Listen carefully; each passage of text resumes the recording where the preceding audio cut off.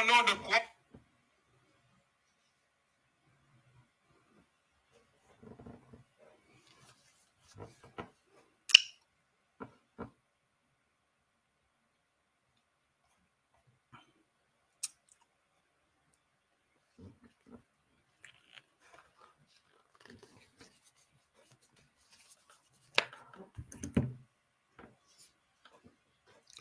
Oui, salut.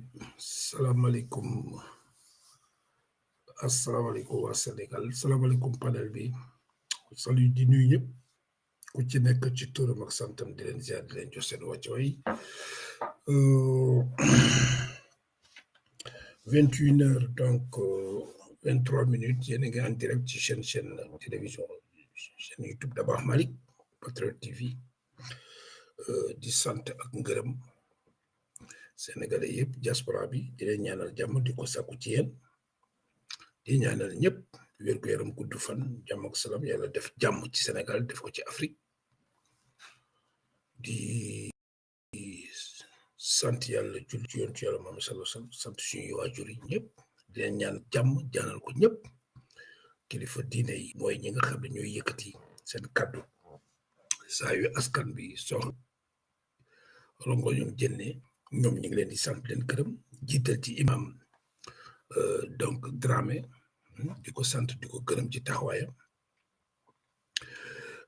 ak suñuy doyen Ibrahima donc Ndiaye Ibrahima Ndiaye ndongoli Ibrahima Ndiaye ndongoli mu nekk suñu kilifa bu mag ku baax koo xam ne day yër puso ak woñ la yor di ñaw Ibrahima ñoo koy sant di ko gërëm moom itamit di leen nuyu yéen ñëpp di leen ñaanal wér gu yaram ñoom ñëpp gudd fan suñu doyen ndongoli waaye dëgg Moustapha Diop imam Diop maa ngi lay nuyu Moustapha maa ngi lay nuyu xam naa yaa ngi Danemark wala yaa ngi Sénégal mais maa ngi lay nuyu di la sant di la gërëm yéen ñëpp di ñëpp di rafetlu seen teewaay ci panel bi di ñaan yàlla lépp lu ñu fi waxtaane mu nekk njëriñ ci Sénégal nekk njëriñ ci askan bi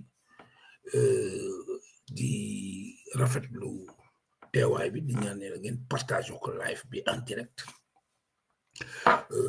di continuer liggéey bi donc comme ni ñuy faral di ko def rek xam ngeen ni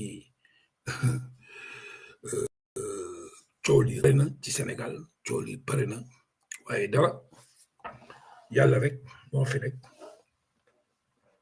di sant ngërëm di rafetlu li nga xam ne taxawaay boobu la ñu yore réew mi seen taxawaay di dellu si rek di wax ne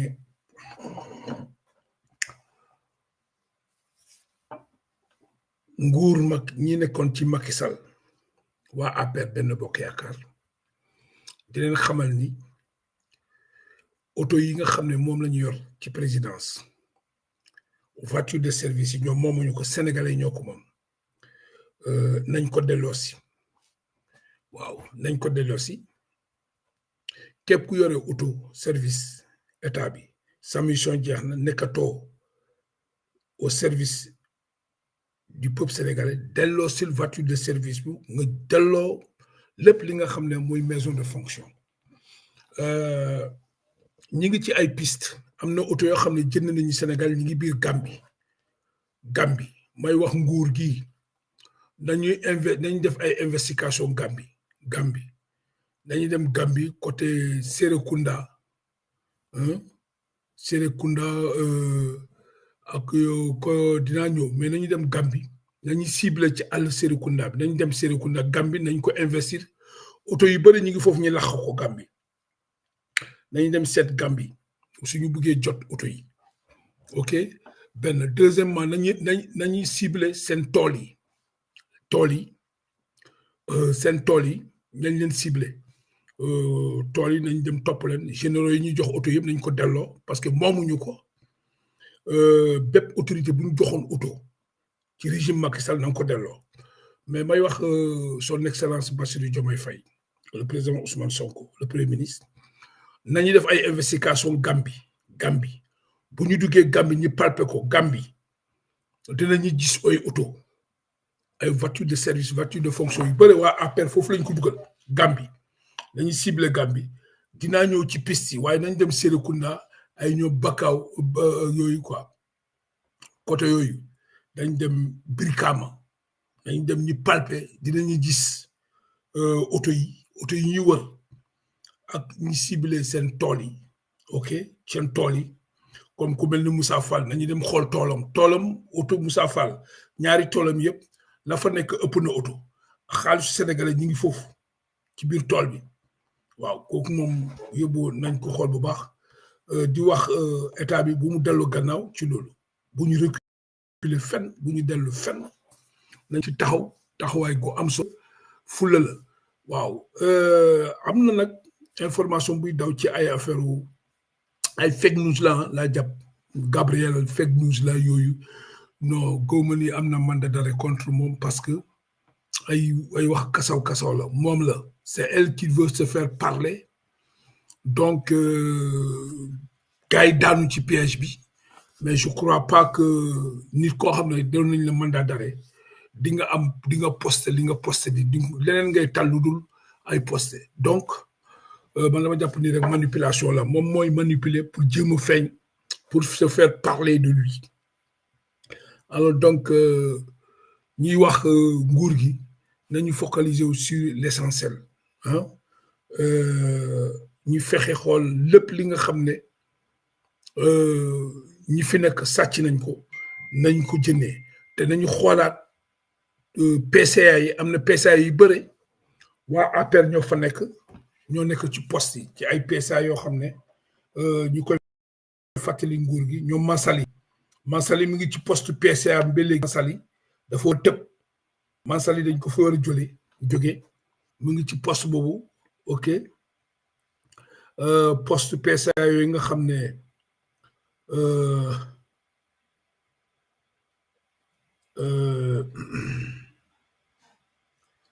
ñoom Mansali war na fa nekk donc il faut mu jógee foofu voilà na ko gars yi xool dañ ko xoolaat na xool affaire problème boobu am na poste yoo xam ne léegi pulsation bi des na waa APR ñi ngi ci biir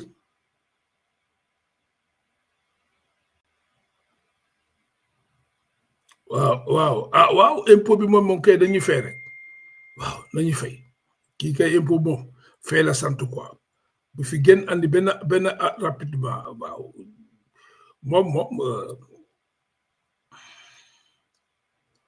waaw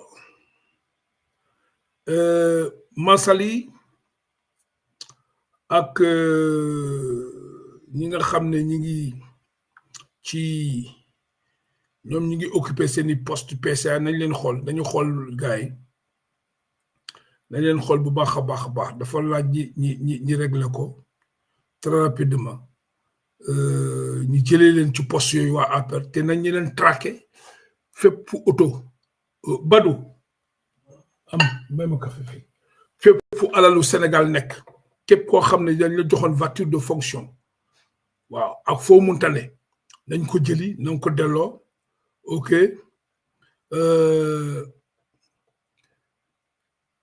muy maison de fonction nañ ko delloo voilà donc loolu mooy li nga xam ne donc moom moo am may bëgg a gaay bu ñu daanu ci piège wu Gabriel Kane fake news Gabriel Kane gëwma ni gars yi dañ ko lancé mandat d'arrêt c'est-à-dire stratégie Gabriel Kane la pour se faire parler d'elle alors malheureusement presse bi yëpp daanu nañ ci biir ñoom dañoo gis mandat d'arrêt bi ñu lancé est-ce que gis nañu mandat d'arrêt il faut que gis ngeen est-ce que gis ngeen mandat d'arrêt xam nga lii la ñuy waxati yéen gisagu leen benn mandat d'arrêt amul benn juge bu lancé mandat d'arrêt Sénégal bu jënd dafa jënd da ngeen ko gis mandat d'arrêt bu ñu lancé hein lii yëpp pour jéem a créer ay coow la rek mais patriote yi ñoom dañoo yomba manipuler yomba nax de rapidement dañuy daanu ci loolu après ñu commencé di expliquer mandat d'arrêt amul elle a fait sciemment pour se faire parler d'elle voilà loolu moo fi am mais du leneen fi mandat d'arrêt man de gisuma fi benn mandat d'arrêt d'après information yu ma nekk di laaj amul fenn mandat d'arrêt boo xam ne taxaw na non nañu jublu ci l'essentiel nañu taxaw ci li nga xam ne loolu mooy suñu wareef mooy lan mooy ci réew mi nga xam ne mu ngi suñu loxo waaw réew mi nga xam ne mu ngi suñu loxo ñu war a saytu alal réew mi taxaw journaliste yi fay patron de presse yi nañu fay seen impôt waa APR ñi jëloon muy ministre muy député muy directeur de société képp ku yoroon auto voiture de fonction na nga ko delloo képp ku occupé maison de fonction na nga fa jógee na nga jógee ci kër googu nañ ko récupérer kooku ne ci gars yi taxaw gaaw parce que bëgguñu injustice bi continuer voilà lépp li nga xam ne mooy alalu sénégalais yi nañ ko delloo may wax son excellence Bassirou Diomaye Faye di ko ñaan mu yónni ay enquêteur biir Gambie nañu yónni enquêteur biir Gambie dinañu jënne ay oto biir Gambie oto yi ñi ngi biir Gambie mu tëj oto yi ñi ngi biir Gambie nañu dem biir Gambie ñu xool dinañ fa gis oto yi même Amadou Ba même Amadou Sall doomi Macky Sall ay otoom ñi ngi Gambie ñi ngi ci biir Gambie ay Adama Barrow xam na ci dara Adama Barrow xam na fi oto yi nekk ki complice la Adama Barrow bi Adama Barrow est complice Adama Barrow complice la la traque des véhicules là la Gambie est complice nañu investi Gambie nañuy wàcc Gambie xool Gambie dinañ ko gis dinañ gis alalu sénégalais même kii nu mu tudd Amadou Sall doomi Macky Sall Amadou Sall oto yu bëri ñi ngi Gambie Brikama ak Serekunda Bakaw Amadou Sall mu ngi fa paak ay oto ñii nga xam ne ñoom ñoo yore oto jàmbur yi te bañ ko delloo nañ leen traqué dinañ jëndee oto yi voilà dañ jëndee oto yi loolu moom il faut que lii mooy wane injustice bi nga xam ne moom la waa APR nekkee ci réew mi di sàcc yow moom loo voiture de service moom la ko loo ko yóbbu nekkatoo ci nguur géré loo lan nga yóbbu oto yi pour lan pour quoi faire nañ leen traqué ñu delloo si oto yi nañ ko delloo si ñoom ñëpp voilà dañ ko delloo si le plus rapidement possible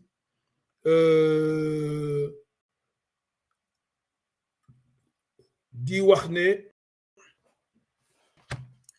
na gaa yi moytu ci fake news bi nga xam ne mu ngi daw parce que Gabriel bu leen fàtte ni Gabriel groupe Futur Média moo ko créé groupe Futur Média moo créé Gabriela yaa ngi dégg baax na ma la loolu yëpp amul benn mandat d'arrêt bu jënd amul ay fen la c'est pas vrai du dëgg amul benn mandat d'arrêt bu jënd boo xam ne lancé nañ ko Gabriel pour elle veut se faire parler d'elle mais mandat d'arrêt amu fi waaw amu fi quoi il faut que les choses soient claires te nañu focaliser wu ci essentiel mooy gis ngeen ni Sénégal dugg na ci les pays producteurs du pétrole et de gaz depuis dëmb premier baril bi jënd na depuis dëmb may ñaan sénégalais yi ñëpp nañu nekk ay guet-apens ñëpp nañu nekk ay sniper ñëpp nañu nekk ay sentinelle ñëpp nañu pare parce que pétrole bi jënd nii dégg ngeen tamit ku salli ki nee nañu dinañu renégocier contrat yi il faut une vigilance na jeunesse bi pare na sénégalais pare ci fañ jëm nii nañ ci pare ñun ñëpp ci xam ne dafa am ci lu ñu delmal nga xam ne fii la ñuy décoller fii la réew mi di commencer teg dina métti nag et que ñi leen di ñaan justice bi nañu gaaw ñi nga xam ne ñoom ñoo occupé ci poste yooyu nañ leen dégager ñu jëlee leen foofu parce que actuellement c'est les hommes du régime de Macky Sall ñoo nekk ci justice bi ñoo téye les postes ñoom ñooy atte ak yooyu te manipulation bi dafa bëri aussi parce que li ma am pour wax gars yi mooy il faut aussi tamit waxuñu patriote yi ku nekk na nga def naka sudul neenu ci réseaux sociaux ak yooyu mais aussi nañu bàyyi xel ni waa APR seen manipulation yi dafa bëri c'est-à-dire ñoom xam nañu ni fi mu ne la woon dina yoratuñu benn commandement ci justice même bu doon am na ku def naka su dul noonu wala deful sax lu mu def na jarul kii sax mais ñoom dinañ jënd ci réseaux sociaux yi di wax naan way justice et jubal te fekk du ñoom fii mbir mi pour mu tegu il faut ñu dégager génnee procureur yi magistrat juge yi nekk ci les postes yépp ñu jëlee leen foofu bépp juge wala bépp procureur wala bépp magistrat bu Macky Sall nommé teg ko ci poste nañ ko affecté dañ leen jëndee foofu nañ leen fa jëndee ñu teg fa ay nit comme Ousmane ni mu ko waxee xam nga wax boobu ñoom loolu la ñuy bañ dëgg ay magistrat yu jub ay procureur yu jub ay juge yu jub loolu mooy dëgg waaw nit bu jubee day fekk mu ragal yàlla dañ leen teg ci poste yi nga xam ne bu ñuy attee du ñu amul xaj ak seen amul ku ma am ndey amul ku ma amul ndey amul borom alal ak borom baadolo ñëpp ay em ci yoon waaw mais file tant que ñi ngi fi par parlo day am parce que ñoom loolu mooy seen liggéey par parlo booy seen liggéey ci par parlo la ñuy loree Sénégalais la ñuy reyee Sénégalais la ñuy tëjee Sénégalais yi donc ñi fi nekk tant que ñi ngi fi équitable équité mënul am ci justice mënul am là moom il faut que ça soit clair tant que ñoom ñi ngi fi nañ fi ñoom Abdou Karim ak ñeneen ñi consort ñoom Siré Dia ñoom Mah Diallo ñoom Mamadou Seck ces racailles là ñoom ñëpp nañ waaw ñooñu bu ñu leen génnee bu ñu leen dégagé bu boobaa muy du côté du pouvoir comme du côté de l'opposition bu ñu condamné nit bu ñu arrêté nit dinañ wax ne c'est vrai dëgg am na mais tant que ñii ñi ngi fii ñii bu leen fàtte ni ñii ñoo doon violer loi bi juge yi ak procureur yi ak magistrat yi fi nekk nii ñi nekk ci poste de commandement yi ñoom ñoo doon torpiller justice ñoo doon jalgati justice ñoo doon violer loi bi ñoo doon agresser justice bi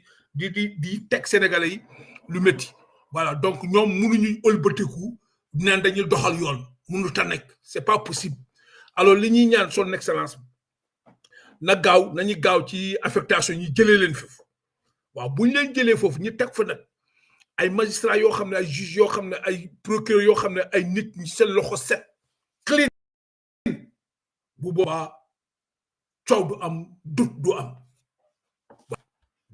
coow du am dut du am parce que de toute façon ñoom naan dañuy xaar ñoom ñoo defoon seen i enquête ñoom ñoo dem seen rapport ñoo defoon rapport enquête yi nañ ñeneen xaar ñoom ñoo leen attee non kooku guddal wax la rek ak ay créer ay problème rek nañ leen dégager rek nañ leen génne fii ñu mettre leen au frigo bu ñu leen jox benn poste de responsabilité nañ leen fa bàyyi ñoom ñëpp ñi fa xamoon ñoo nekkoon ci nguuru Macky Sall te téye yoon war a doxal yoon war a ragal yàlla doxal yoon defuñu ko nañ leen génnee foofu ci ak teranga teg leen fële voilà bañ leen a jox benn poste ñu teg leen foofu parce que ñoom aussi ils doivent rendre compte ils doivent nous expliquer lu tax ñi jël justice boobu jël ko ëlbatu ko def ko arme amul dóor ci suñu doom yi bépp suñu doom yi ñi rey leen ñoom ñi ànd ak loolu ci crime yi nga xam ne Macky Sall ak régime moom def na ko loolu tamit kontaan la ñun tooñu ñu defuñu daal ñoom ñoo suñu doom yi la ñu rey ñoom juge yi toog foofu gëmm ci magistrat yi complice comme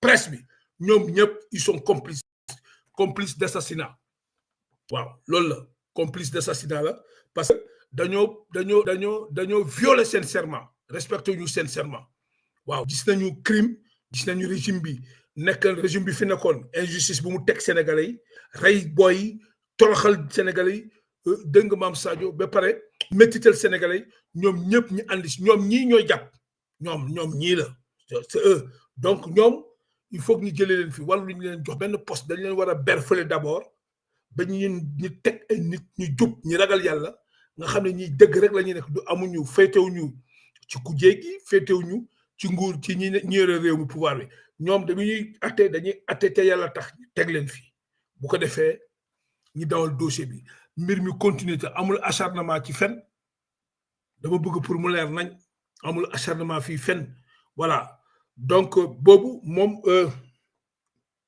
way ñoom Amady Diouf yëpp ñoom Abdou Karim Amadou Diouf ay tout le monde ñoom ñëpp nañ leen raxas ñëpp ñi fi nekkoon ñoom Dia ñoom ñëpp tout le monde maa ngi ñaan ñi wax il faut que ñoom Bassirou Diomaye Faye di ñuy déglu ak Ousmane nañ leen raxas ñu jóge fi oto yi ñuy traqué nañu dugg Gambie nañu yónni coy yi ñu dem Gambie bu ñu duggee biir Gambie danañu génnee oto yi bëre même Amadou Sall oto bi ñu ngi Gambie doomi Macky Sall am na parking Gambie nañu ko def nañ dem rechercher foofu am na parking Gambie Amadou Sall il faut que les choses soient claires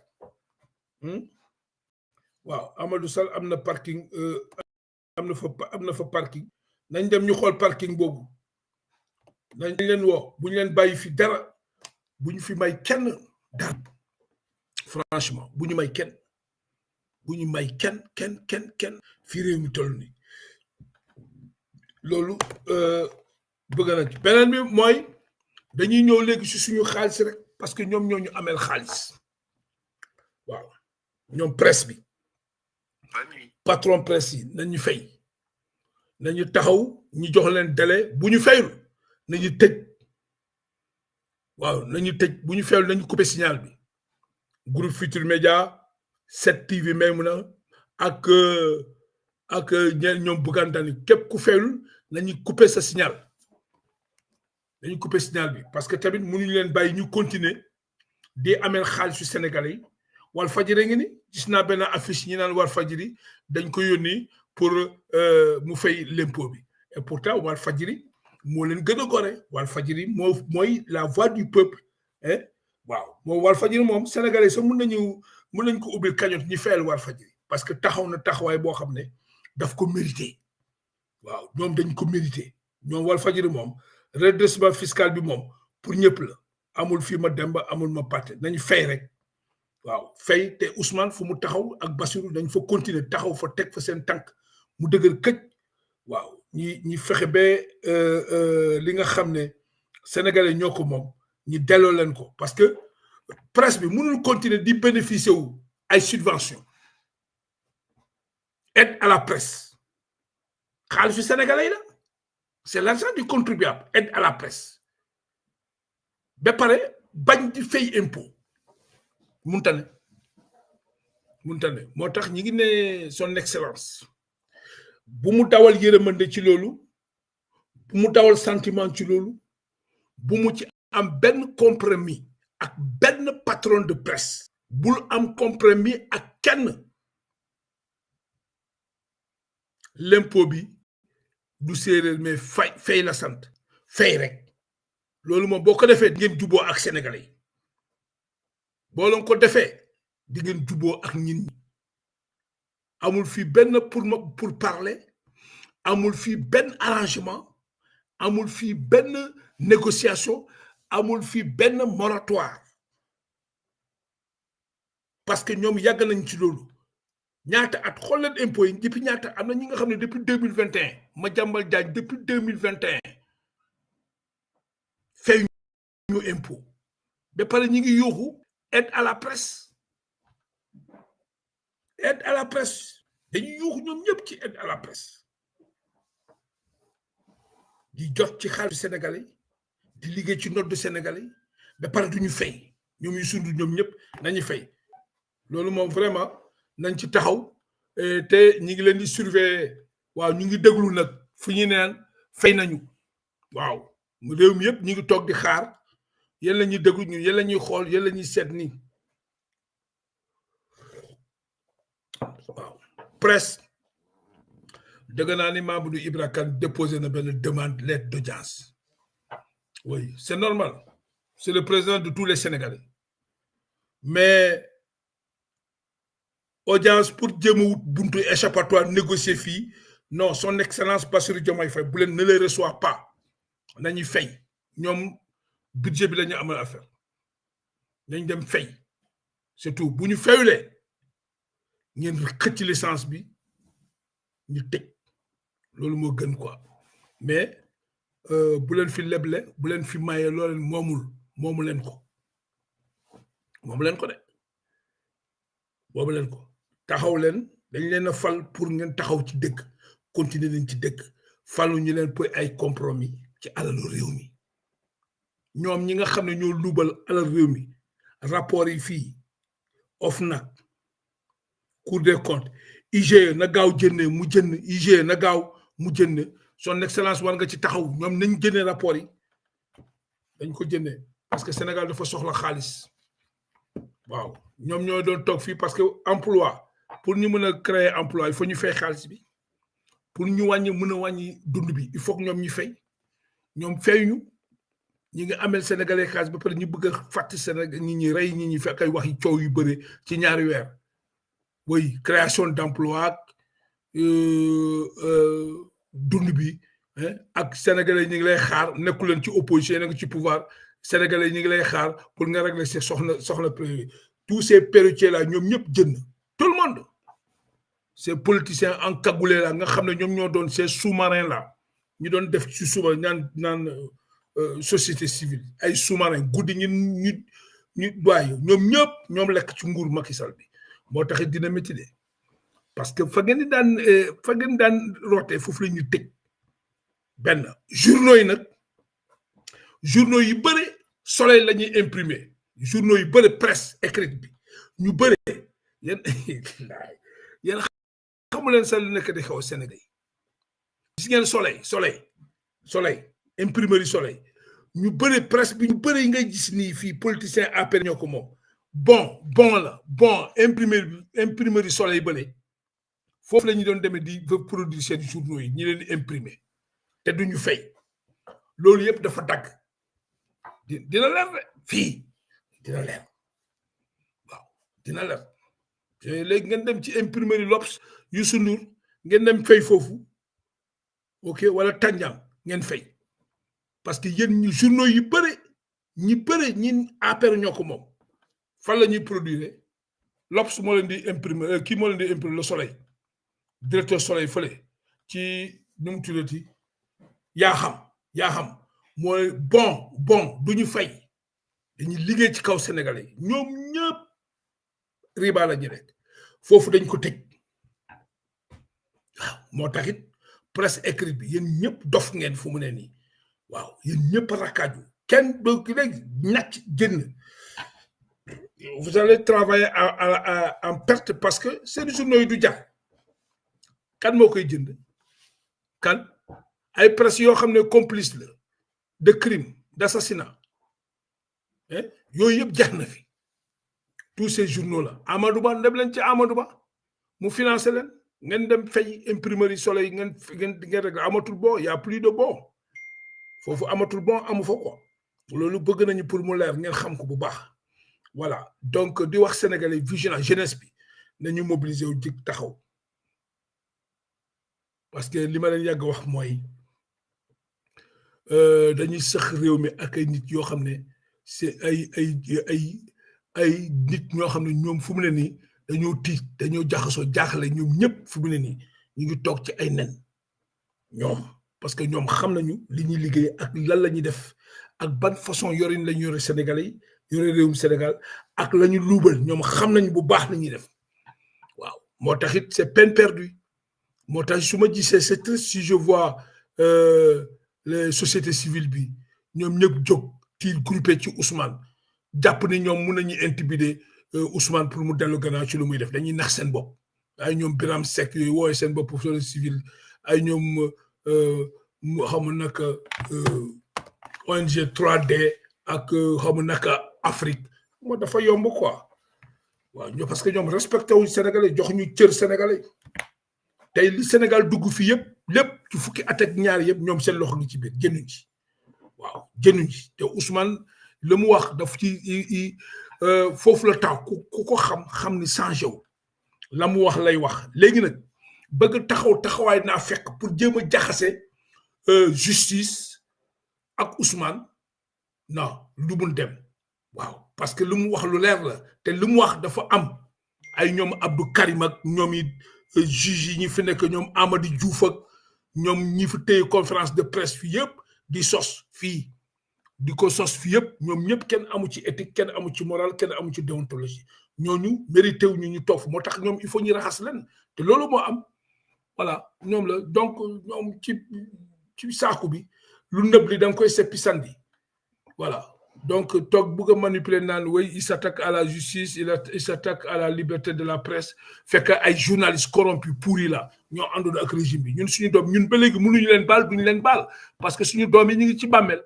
non mënuñu leen baal yéen ñëpp ak ñoom Moussa Fall ak ñoom Seydou Bokar Yàgg ak ñëpp ñi nekkoon ci takk der yi ñi doon def conneries yëpp mënuñu leen baal c'est pas possible baal amu fi amul même bu ñu ko réglé fii yomal xiyaam dinañ ko réglé foog ñu jàkkaarloo il faut que ñu taxaw le jour du jugement ñu ne kenn mën na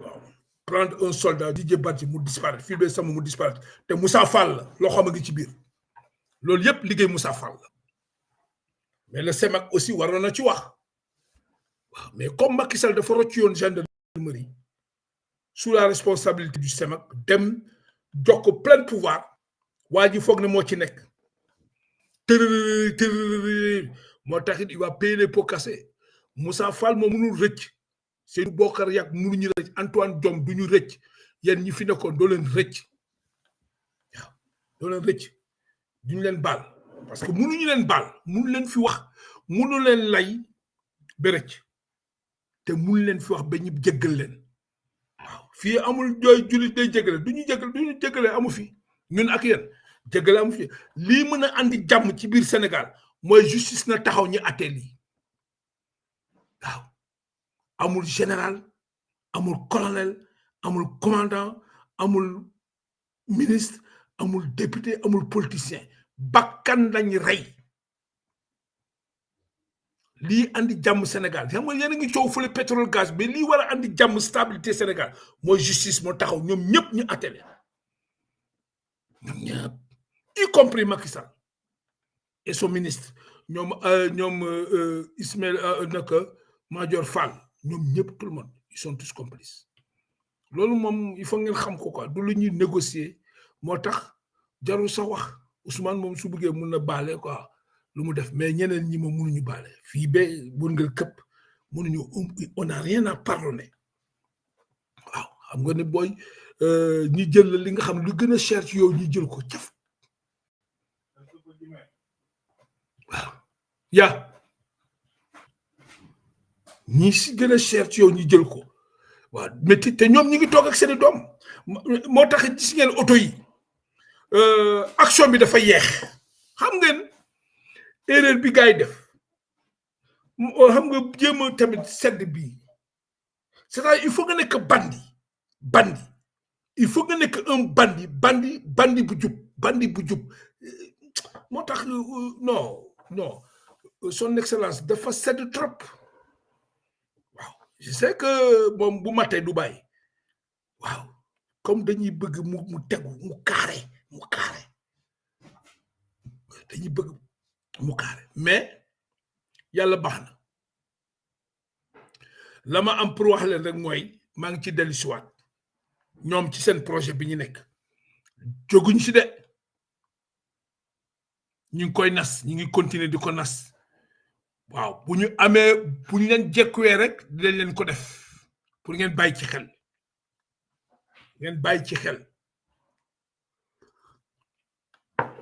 waaw ngeen bàyyi xel ci loolu c'est très important te tout dama koy wax Sénégal gis ngeen ni tey def naa live ñoom Franklin Yamsi gis ngeen gaa yooyu ma wax leen nag lu tax ñoom Franklin Yamsi di tirer ci son excellence Bassirou Diomaye Faye lu tax ñoom Elman Gonson ñoom ñëpp Camerounais yooyu yëpp ñii naan ñoom panafricain nañu di tirer ci Bassirou Diomaye Faye dinaa leen wax benn affaire xam nga leadership panafricanisme le leadership du panafricanisme leader bi laa wax ship yàlla def na ni jënd na ci dëkk yooyu ba ñu dugg ci Sénégal mooy Ousmane moo ko téye moo tax il faut patriote yi ngeen di bàyyi xel te na ngeen di déglu Assane OSR na ngeen koy déglu bu baax ñoom Frank Liam Simi kii di woote kii di jóg ñoom ñëpp di attaqué pourtant seen dëkk Cameroun Paul Biya mi ngi fa ba léegi de oui les Matar Bala ñoom ñëpp ñu ngi yore auto député yi ak maire yi auto yi moom ñoom ñu ngi ko yor il faut ñu topp leen waa APR kooku moom il faut ñu dañ leen traqué ñu jënd suñu auto yi alors il faut que sénégalais yéen patriotes ngeen comprendre loolu waaw ñu bëri dañuy ñëw way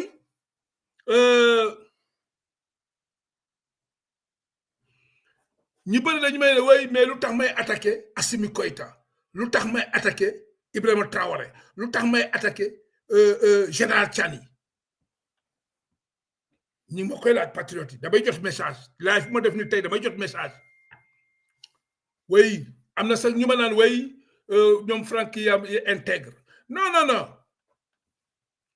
nañu waxante dëgg ñun ñi ñuy jàppale nous on a soutenu le peuple malien on n'a pas soutenu le peuple malien pour que un militaire reste au pouvoir non nous n'avons pas soutenu le peuple malien pour qu'un militaire s'accapare du pouvoir li yëpp ñoom ñoo ko andi ay maliens yi ànd ak Franck Guiamsi di attaquer Bassirou Diomaye Faye parce que Bassirou Diomaye Faye a parlé de la CEDEAO. Chacun est libre. On n'est pas condamné d'aller ensemble avec les Maliens. Les Maliens, ils peuvent partir s'ils veulent.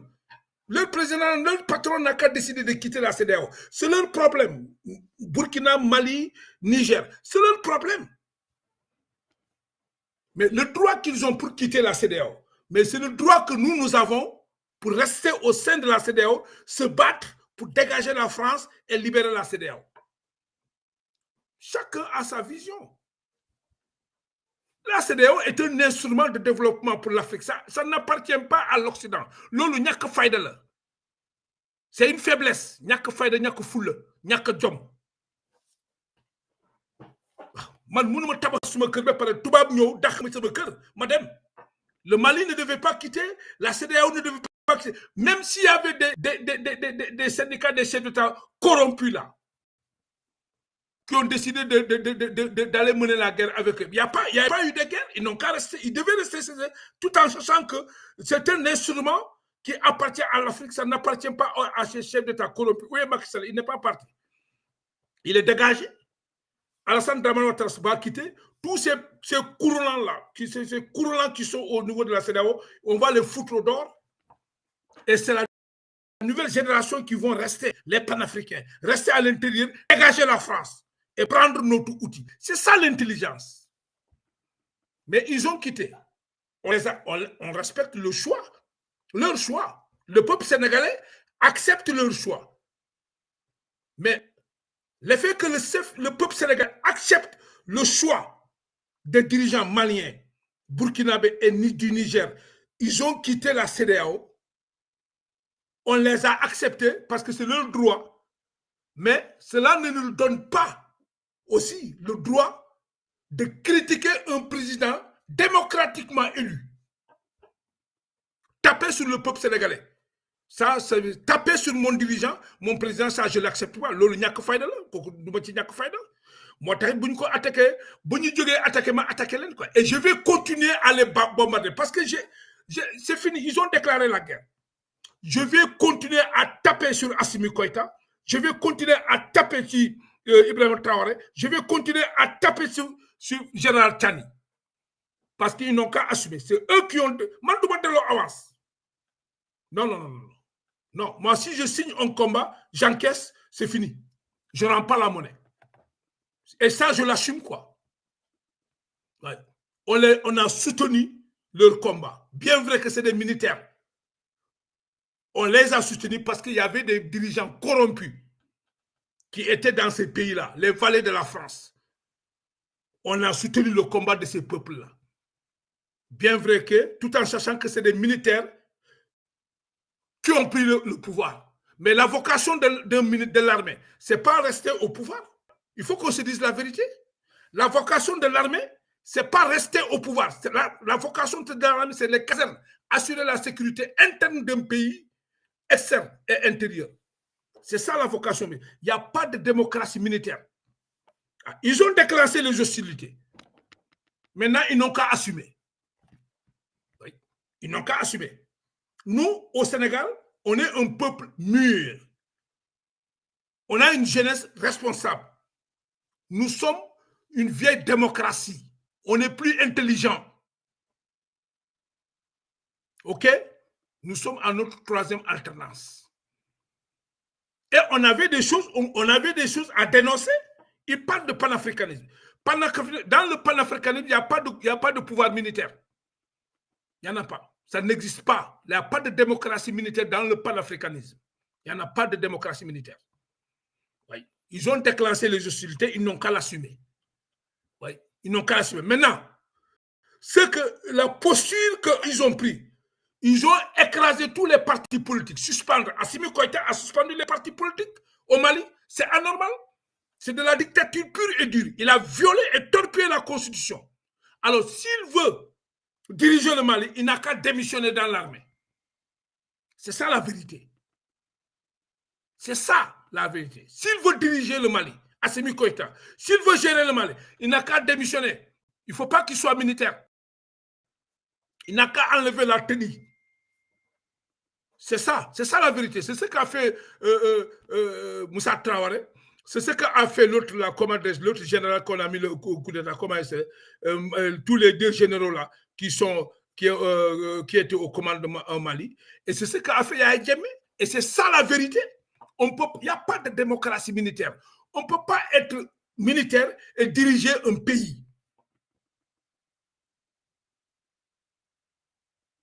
Il faut qu'on se dise. Ils ont décidé maintenant de nous attaquer. Nous allons se parler. Mais on va se regarder dans les yeux. Nous allons parler maintenant du panafricain. Les Franklin Yamsi. Franklin Yamsi, je vais revenir sur lui, Franklin Yamsi, pour vous dire qui est Franklin Yamsi. Et pourquoi Franklin Yamsi s'est acharné comme ça.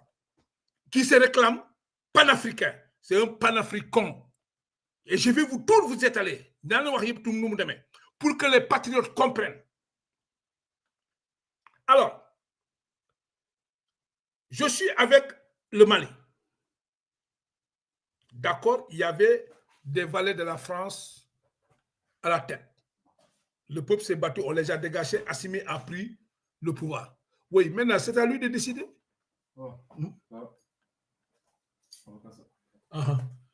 Assimi a décidé. S'il veut être à la tête de ce pays-là, mais il n'a qu'à démissionner. C'est tout, c'est simple. Mais on ne peut pas occuper un poste dans l'armée et diriger encore un pays, ça ne se fait pas. Voilà. Et valable pour Ibrahim Traoré, c'est valable pour l'autre général Tchani. Maintenant, comme vous nous attaquez sur les lives de ces escrocs-là, Franklin Yamsi. Peter Patriote combattant, WhatsApp audio. Oui, allô? Wow. Je direct, oui. Ok. Alors,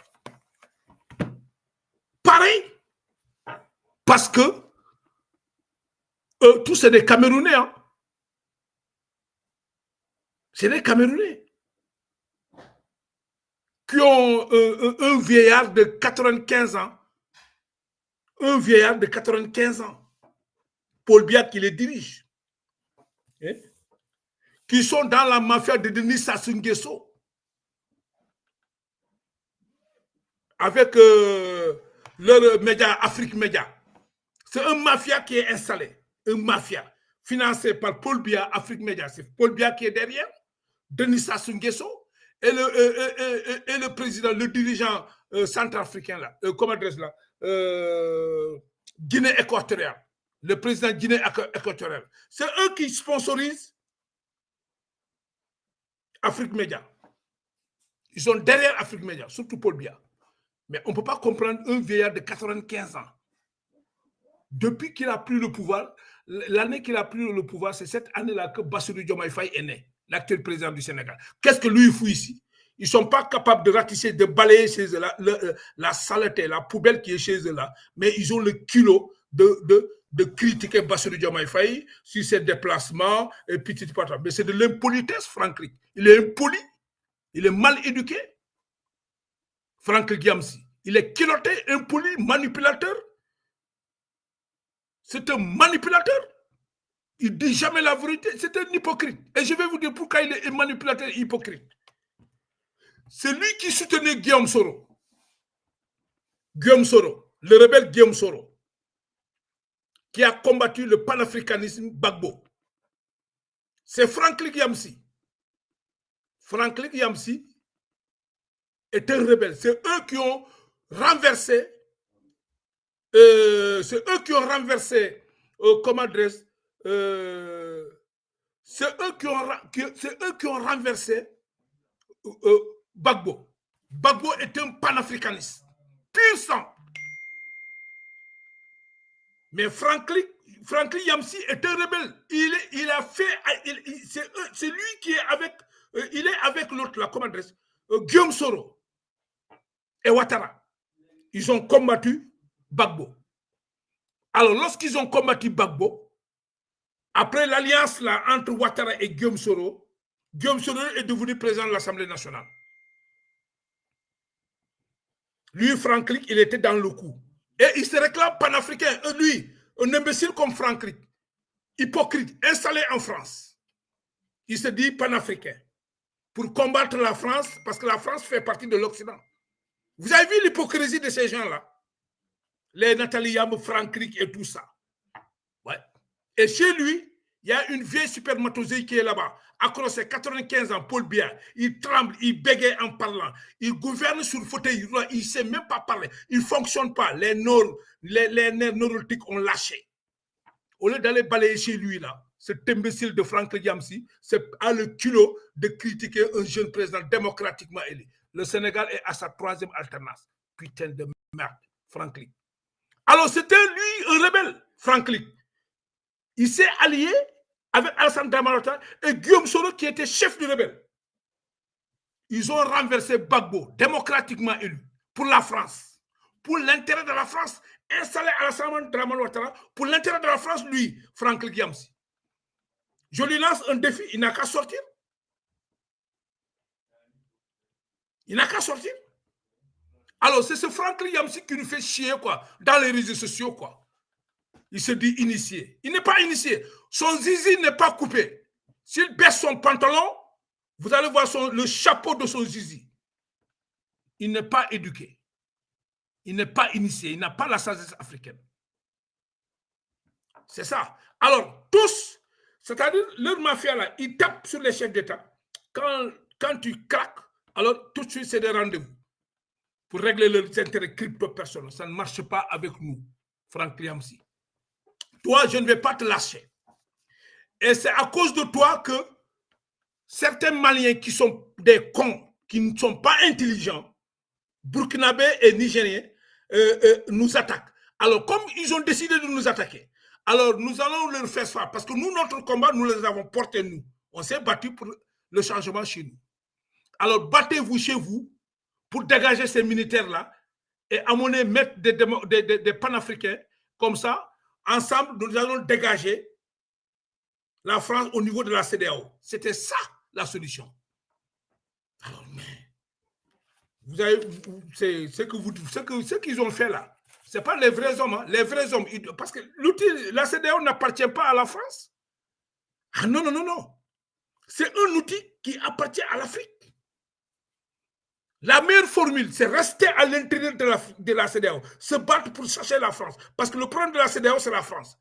Une fois qu'on dégage la France, c'est fini. Pour dégager la France, il faut renvoyer chier tous ces anciens escrocs français, là, présidents qui sont autour, ces vieilles qui sont là, la trempe de Paul Biya, là, et tout ça, ces connards-là qui sont, ces vieux présidents-là. Il faut les renvoyer. Pour les renvoyer, il faut que chaque pays, chaque jeunesse, se bat pour élire un jeune, comme nous on l'a fait au Sénégal, un panafricain. Alors, s'il est élu là-bas, président, c'est fini, ils vont siéger. C'est facile, maintenant nous pourrons combattre la France, sortir. Mais nous n'allons pas laisser la CEDEAO aux mains des Français. Ça ne change jamais. Ouais, non, non, non. La CEDEAO, ce n'est pas Union européenne, c'est africain. Non. Il faut apprendre à se faire respecter. Mais c'est une fuite en avance. Si le Mali quitte, c'est une fuite en avance. C'est ridicule. Si le Burkina quitte, c'est une fuite en avance, c'est ridicule. Le Niger, c'est une fuite en avance. Ils ne sont pas des hommes. Les vrais hommes, ils doivent rester chez eux. Quelqu'un qui vient, un étranger qui vient, il te cherche, tu parles. Tu rentres. Parce que les chefs d'État ont dit qu'on va aller. Est-ce qu'il y a eu une guerre? Il n'y a pas de guerre. Il n'y avait pas de guerre. Même s'ils ont dit que oui, ils vont combattre, exclure, bloquer et tout ça. Mais c'est des marionnettes de l'Afrique. Les Macky Sall et autres là. C'est les bottes de l'Occident. Les Paul Biya, les Niger, ce président ivrogne là, du Nigeria là, et tous ce Ghanéens là, tous, ils sont à la merci de la France. Maintenant, comment faire pour les dégager? Il ne fallait pas quitter, rester au sein de la CEDEAO, malgré le problème, rester calme, tranquille. Et maintenant, les pays là se battent pour dégager les présidents comme nous on l'a fait. Macky Sall, on l'a dégagé, il ne siège plus. Maintenant, c'est Bassirou Diomaye Faye, son excellence. C'est comme ça qu'il fallait faire. Mais vous avez quitté, vous avez cédé le flanc. Vous avez quitté. Alors, vous quittez. On ne vous a rien dit. Alors, vous vous permettez nous de nous attaquer, quoi. Nous qui se sommes battus pour élire notre président. Notre troisième alternance. Mais c'est de l'imbécilité, franchement, Yamsi. Hein? Toi qui étais avec le rebelle Guillaume Soro, avec Hassan Dramane Ouattara, toi qui as combattu un panafricain comme Gbagbo pour l'intérêt de la France, c'est toi qui dois nous parler comment est-ce qu'on doit faire. C'est toi qui veux nous parler de panafricanisme.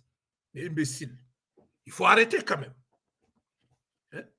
Pareil, tous ces militaires-là qui sont au pouvoir, ce ne sont pas des démocrates. Il n'y a pas de démocratie militaire. Il faut arrêter.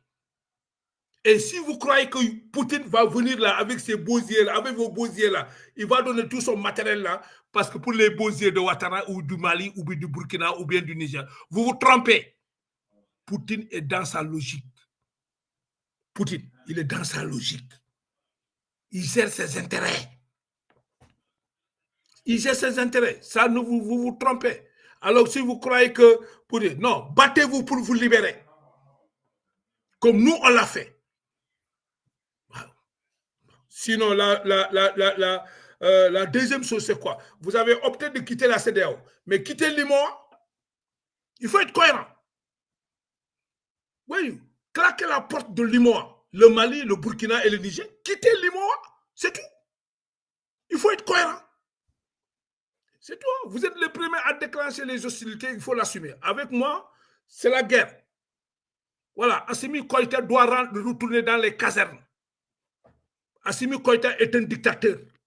Ibrahima Traoré est un dictateur. Gérald Tchani est un dictateur. Il n'y a pas de démocratie militaire.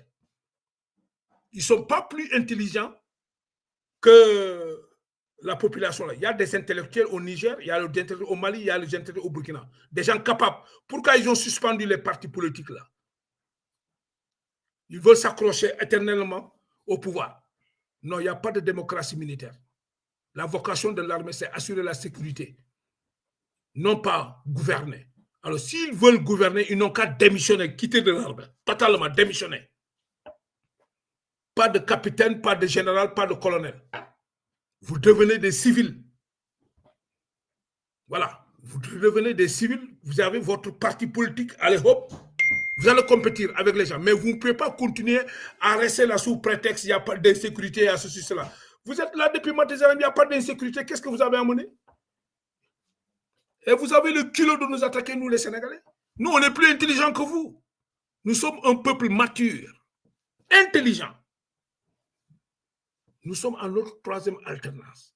Alors, Kémy, Franck Yamsi, tu nous casses les couilles, quoi.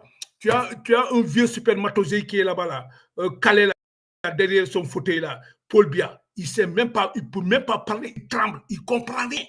Il vous gouverne. Vous n'avez pas le culot d'aller le dégager, mais vous avez l'impolitesse et le culot de nous attaquer, nous, Sénégalais. Allez vous faire foutre. Toi, tu es un rebelle. Toi, tu ne peux pas parler de panafricanisme. Tu es un traître. C'est toi qui as combattu Gbagbo. Gbagbo est un panafricaniste. Vous avez combattu Gbagbo Tu étais, toi, Franck Liamsi, tu étais avec Guillaume Soro. Alliance avec Alassane Dramane Ouattara. Vous avez foutu la Côte d'Ivoire dans la merde. Vous avez renversé un panafricain démocratiquement élu pour mettre un valet de la France comme Alassane Dramane Ouattara. Et tu reviens pour nous parler de Prankler. Va te faire foutre. Voilà, c'était la parenthèse pour répondre à ceux qui m'ont dit ouais, pourquoi j'attaque ces gens-là. Moi, je vais les attaquer. Hein. Voilà. Je vais les attaquer. Tous, ils sont financés par tous des dictateurs. Théodore Obiang, ok. Le président Guinée-Équateur, Théodore Obiang, Paul Biya, Cameroun, et Sassou Nguesso, Congo-Brazzaville. C'est eux qui sont derrière ces gens-là. Surtout Afrique Média. Alors, arrêtez. Il ne faut pas emmerder les gens. Laissez tout tranquille, quoi. Voilà. Donc, ce que je demande au peuple malien, de continuer le combat. Oui, pareil pour le peuple burkinabé.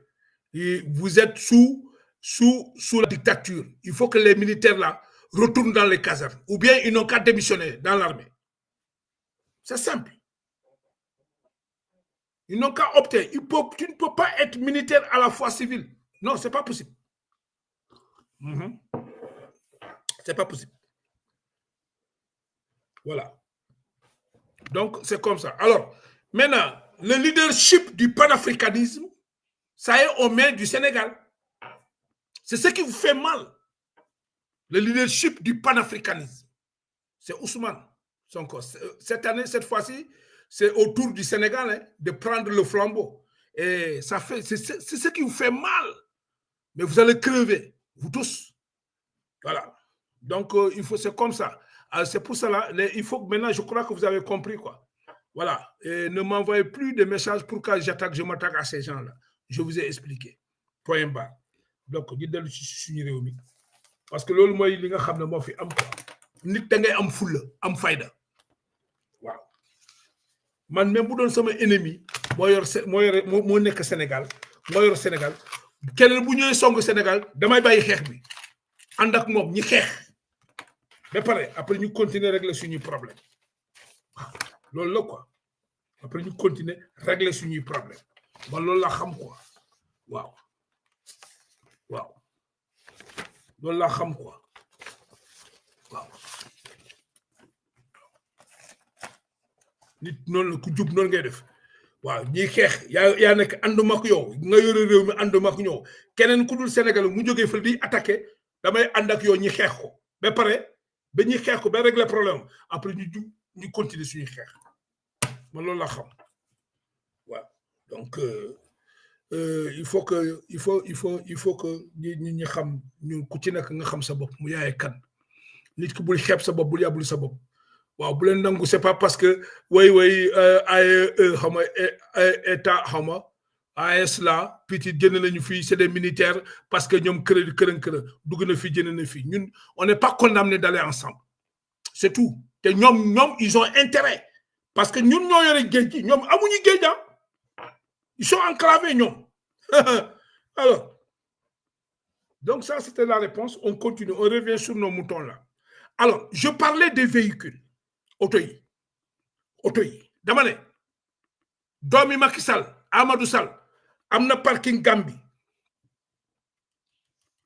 oto yi ñuy traqué nii rawale nañu oto yi bëri dugal ko Gambie présidence dem leen ngeen xool Gambie Adama Barrow tagal leen ko pot dem leen ngeen attaqué ngeen tagal ko pot dina leen wax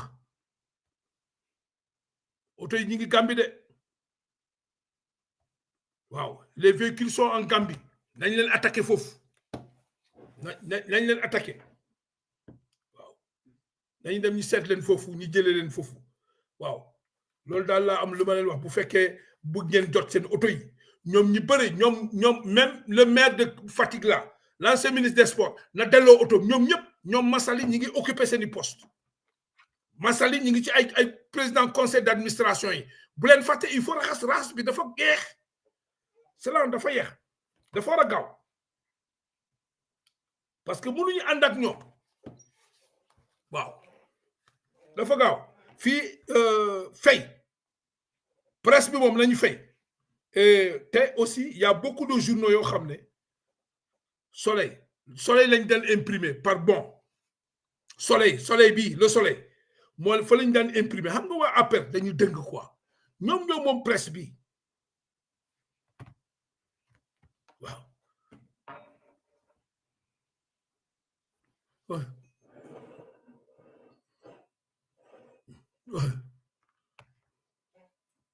voilà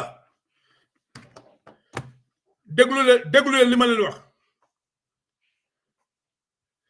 déglu leen waaw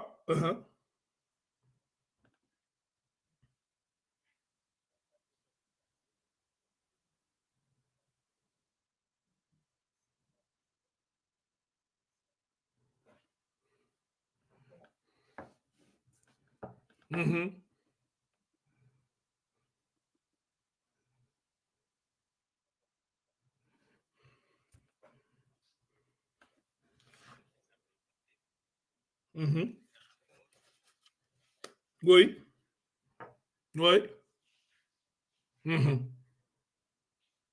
oui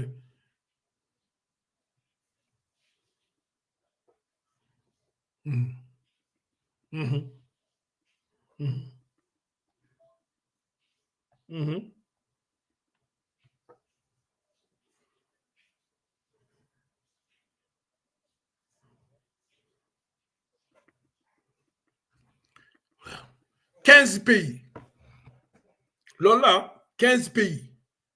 Voilà. Sénégalais. Ok. Ñom ma jox leen fii Sénégalais yi comprendre ñi xam enjeu bi. Sénégalais yi xam enjeu bi.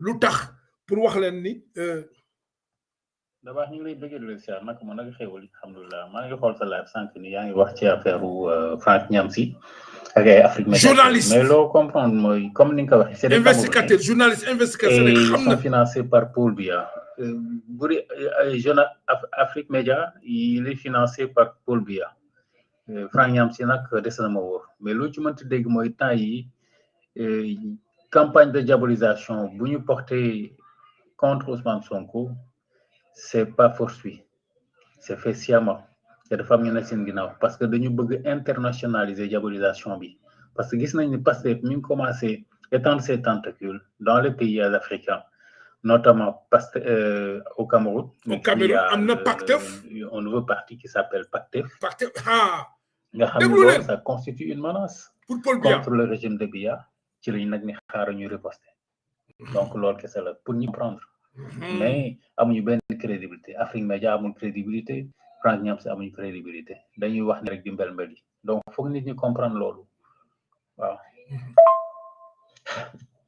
dafa am ñu ne seen ginnaaw lobby dañ leen puisque c'est des corrompus lobby ne seen parce que xam nañ ni doole bi Pastef am mi ngi commencé tas ci Afrique ñu gis ne que ni danger la ñu ne xaaru ñu diaboliser leen loolu kese la foog gars yi comprendre léegi nag on s'en fout voilà waaw voilà lu ñu mënti wax ci Pastef ak ci Ousmane Sonko ça ne tient pas on s'en fout de voilà donc léegi je naa ne leer na quoi gars yi comprendre ngeen enjeu bi waaw parce que dans 15 pays en Afrique dans 15 pays ci fukki dëkk ak juróom Pastef mi ngi foofu projet bi ba Ecomor mi le 15e pays dëkk bi mujjee mooy Cameroun Pastef le jeune député là panafricain moom moo ko incarné foofu menace la ci Paul Biya ñoom ñii ñëpp menace la ci ñoom il faut ngeen comprendre moo tax duñ leen bàyyi mais les Maliens qui sont pas intelligents qui réfléchissent pas et les Burkinabés et les Niger qui réfléchissent pas, qui savent pas qu'ils ont des militaires à la tête de leur pays et les militaires sont pas faits pour diriger les militaires y a pas de démocratie militaire eux aussi certains membres de leur pays là sont joints à ces gens là pour nous attaquer. Moi je suis pur sang sénégalais je ne fais pas faire de l'escroquerie avec ces gens là soi-disant panafricains là. Toi tu vis en France hein? Ouais. Ouais. Tu as combattu un président panafricain Gbagbo. Tu t'es aligné avec le rebelle Guillaume Soro pour combattre Gbagbo, installer Alassane Dramane Ouattara qui est un larbin de la France. Et après, voilà, ça ne va pas entre Alassane Dramane Ouattara et Gbagbo, et maintenant tu changes de veste, quoi. Après avoir bouffé l'argent de Alassane Dramane Ouattara. Tu étais conseiller. Mais comme ça a pété entre Ouattara et Guillaume Soro, ça n'allait pas, ça a pété. Vous êtes parti parce que ton allié, c'était le rebelle Guillaume Soro. Voilà. Donc toi, tu es très mal placé pour nous parler de démocratie, pour parler de panafricanisme. Tu es un rebelle. Tu as combattu un panafricain élu démocratiquement en Côte d'Ivoire pour élire un valet de la France. Voilà. Toi, Guillaume Soro. Surtout Franklin Guiamsi. Voilà. Donc, il faut arrêter. Yeah, c'est ça. Nous, on sait ce qui s'est passé. Et vous ne pouvez pas nous arrêter. Maintenant, que ces pays-là restent à la CEDEAO ou pas, on s'en torche le cul, quoi. Ils n'ont qu'à aller faire cirer le bot là-bas. On s'en fout d'eux. Voilà. Nous, ce qui nous intéresse, c'est le Sénégal et la CEDEAO qui est un instrument de développement. Alors, si c'est comme ça, ils n'ont qu'à quitter l'IMOA, ils n'ont qu'à claquer les portes de l'IMOA. Parce qu'il faut être cohérent. Ça, c'est de l'hypocrisie politique. Quitter la CEDEAO et rester au sein de l'IMOA, ce n'est pas compatible. Voilà. Il faut arrêter. C'est tout. Il faut que les Sénégalais sachent que si vous avez dit que nous continuons sur nous nous sur suñu kër. Alors, Sénégal mu ngi dugg ci pétrole. Pétrole bi yàlla nañu jik te bu soobee la dinañu jik.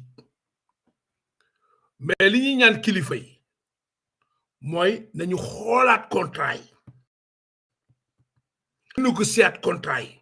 Parce que defe naa ne dem na bi 18% dafa tuuti. Biram Souleye na ci taxaw du pétrole bi rek suñu or bi nañ ci taxaw de te chinois yi ni ñi nekk di exploiter or bi ci waru peggu entre Mali ak Sénégal ci frontière bi c'est trop loolu moom vraiment c'est inadmissible and nañu ay bill yu bees ñi ngi profito may ñaan le nouveau régime là dañuy jël ses responsabilités pour ñu dem jëm a seet loolu quoi waaw ñu ko xool ngir yàlla ak yonent bi nañ ko xool parce que français la ñu nekk di def fële dafa jéggi chinois yi c'est trop yàq nañ même fleuve bras de fleuve boobu yàq nañ ko yëpp Macky Sall dafa yàq dëkk bi quoi vraiment APR dañ non vraiment ñii moo tax kenn ku bokk ci ñoom warul accéder ci palais bi parce que il faut ñu jël suñu responsabilité APR képp ku nekk responsable politique APR nga bokkoon ci régime Macky Sall nga nekk fa kaat nga nekk yow waroo postuler parce que réew boo koy defar doo reconduire ay parasites yoo xam ne ñoo yàq réew mi sàcc réew mi dugal réew mi ci guuta yàq lépp rey sénégalais xeebuñu dara du suuf du oto du xaalis ku dem même les animaux ont été volés quoi sàcc suñu ay kii dem def ko ay dibi xam ngeen il faut qu'on soit sérieux moo tax Ousmane da ngeen war a gaaw wax des fois way gars yi wax nañ dëgg da ngeen war a gaaw d'abord fi mu ne ñi bëri waruñu lekk yàpp tabaski c'est pas normal waruñu lekk yàpp tabaski waru leen fekk ñi jàggar-jàggari heure yi war na fekk ñu nokk leen ci kaso bi mandat d'arrêt yi di commencé di dóor dakkee les Moussa Fall la demande d'explication Didier Badji François Makabo ak ñoo ñi ren mais attention yooyu yëpp ñoom fii mais attendez ay bakkan la ñuy rey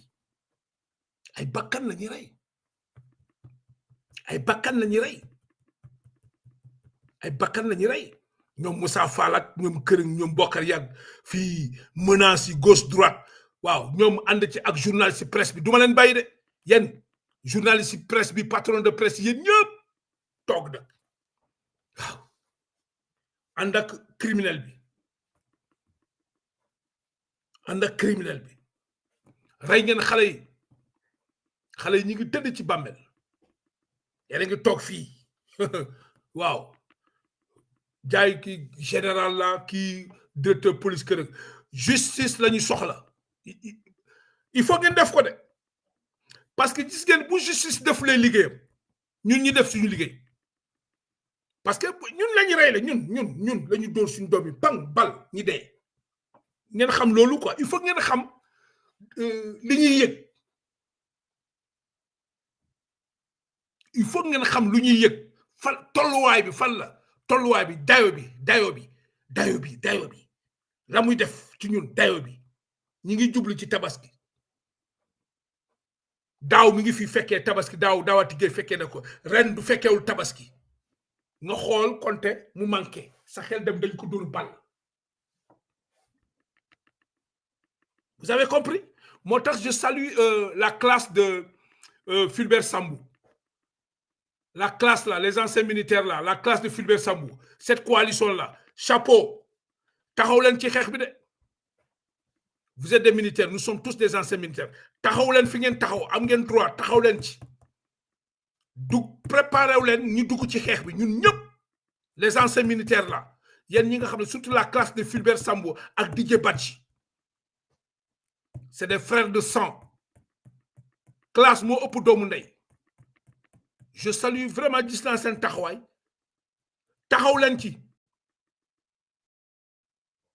te nañ gaaw ci mandat d'arrêt contre Macky Sall mu ñëw gaaw leen ci mandat d'arrêt contre Macky Sall contre Marème Faye Sall contre Amadou Sall 3 mandats d'arrêt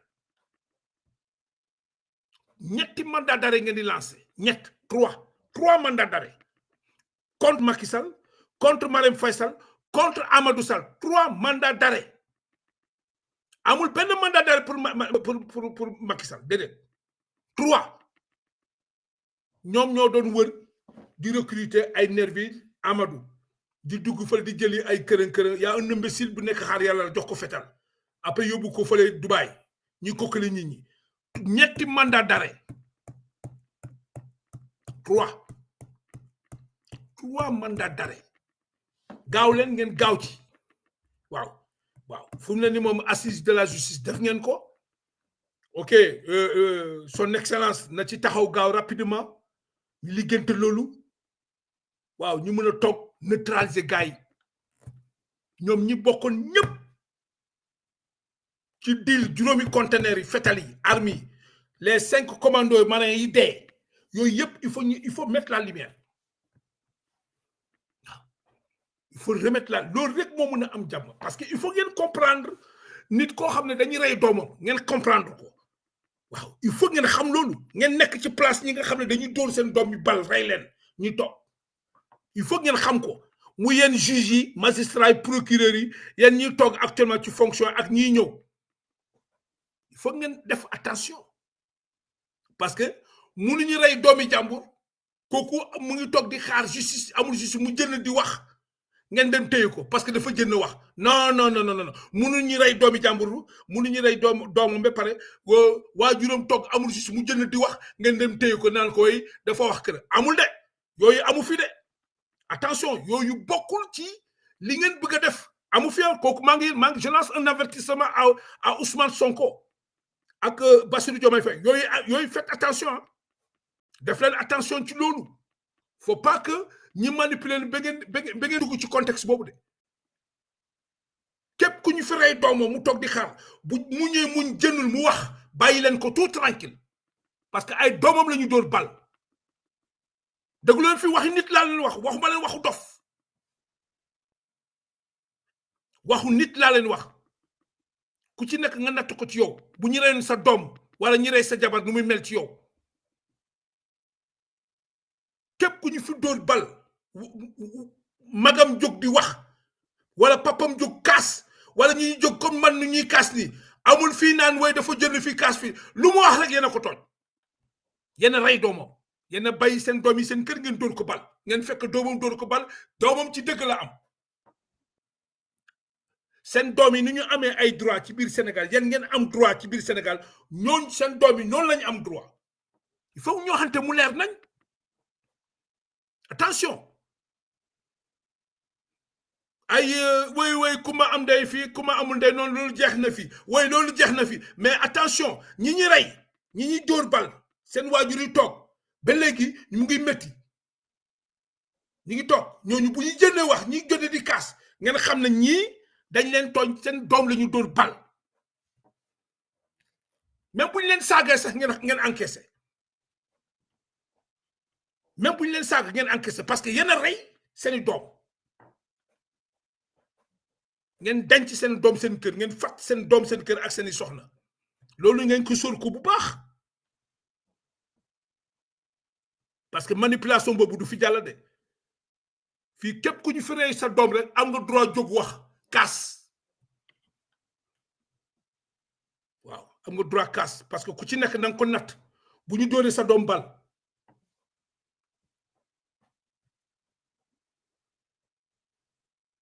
loolu moom la ngeen def ko nag dañuy respecter nit ñi quoi bugguñu désordre mais nag il faut savoir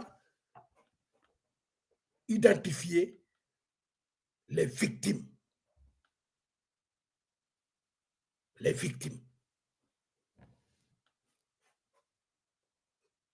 pour ngeen bàyyi ci xel métti na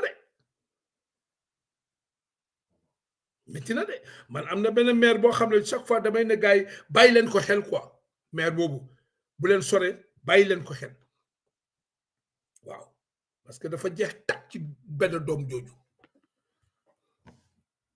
tey mi ngi dund lu métti te kenn tegu ko ku dul Macky Sall ak ñoom Moussa Fall ñii moo tax il faut ngeen gaaw régler seen justice mu tege ñu fi dégage ñi atte dossier yi ñu commencé quoi ci procès yi quoi waaw soxla nañu ko trop loolu day ànd ak tabax réew mi waaw dafay ànd ak tabax réew mi waaw dafay ànd ak tabax réew mi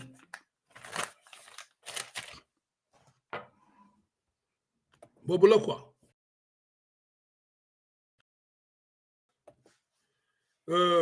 cette bi la bi nga xam ne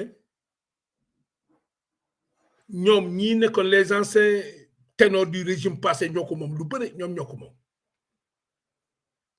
nañ dem fay impôt xaalisu sénégalais nañ ko fay nañu fay ils n'ont qu'à payer nañu fay loolu moo fii moo am fii mais pare nag ñu ngi leen di xaar léegi ñi nga xam ne ñoom dañu ne ñoom ay politiciens lañu mooy société civile bi léegi da ngeen di ñëw ci plateau yi ñu def débat waaw venez ah yéen a ko sumb de ñëw leen da ngeen ñëw ci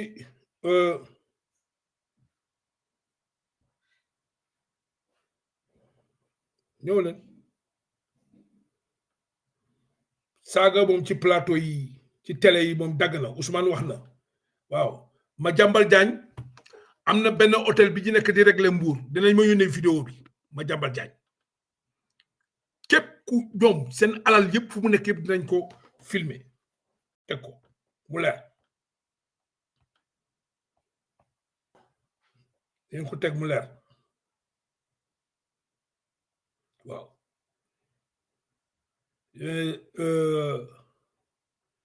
Adama Gaye duma la bàyyi Adama Gaye li nga waxoon kàddu yi nga yëkkati woon Adama Gaye journaliste te Macky Sall tëjoon la fii nga jënd daw dem Arabie Saoudite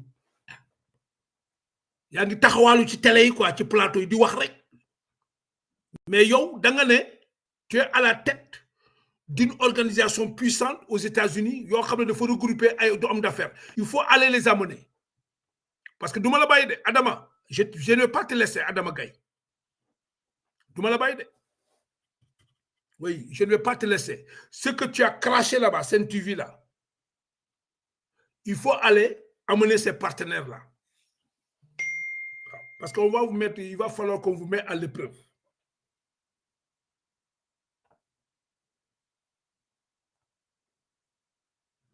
il va falloir qu'on vous mette à l'épreuve waaw ok xaaral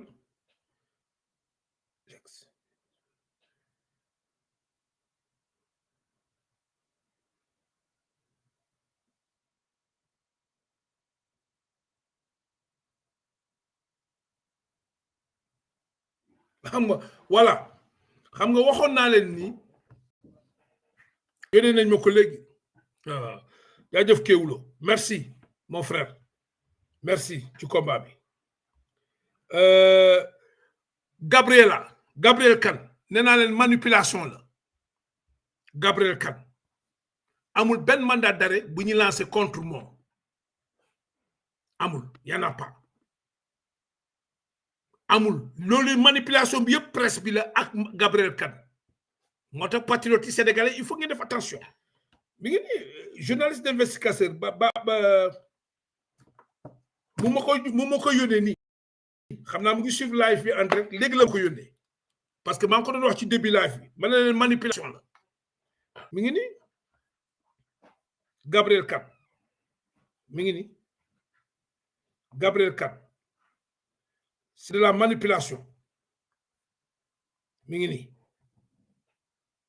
nii moom moo ko def exprès moom la mi ngi nii du dëgg amul benn mandat d'arrêt contre Gabriel Kane amul ça n'existe pas amul moo tax chaîne de télévision yi nekk YouTube yëpp daa ci piège bi ak journaliste yi ñoom ñoo ko complot ñoom la c'est pour divertir les gens il y a jamais eu de mandat d'arrêt lancé contre Gabriel Kane amul voilà société de tout savoir sur les vrais motivations du mandat d'arrêt de Gabriel Kane mi ngi nii l'ex-hébergeur de la célèbre masseuse Adji Raby Sarr est une fois encore sorti de sa très longue hibernation, grugny qu'elle a été voir tous ses plans à l'eau depuis l'accession de Bassirou Diomaye Faye au pouvoir. Une fois encore, elle est dans la tentative de manipulation pour s'offrir de la publicité gratuite. Man bi ma ko gisee rek laa leen ay fen la parce que mandat d'arrêt moom bu ñu koy lancé dañ koy publier juge moo koy def man xawma presse bi non bon c'est bon bonne guerre parce que presse bi bu leen fàtte ñoom ñëpp dañu am ay problème ci war a fay seen impôt yi l'impôt bi wax bu nekk di ngeen ko dëgg façon communication pour communication jinne journaliste presse yi patron de presse yi dinañ ko jëndee pour sénégalais yi fàtte 40 milliards yi mais di ngeen xam ne ñoo leen gën a wowle de non di ngeen xam ne ñoo leen gën a wowle ñun ñoo gën a garaaw njaago xam nga dañu ne xeexu njaago du jeex mais ñun ñoo gën a garaaw njaago yi non parce que ñun dañu am temps surtout d'abord man nga xam ne man du ma delloo avance non yéen impôt bi fay rek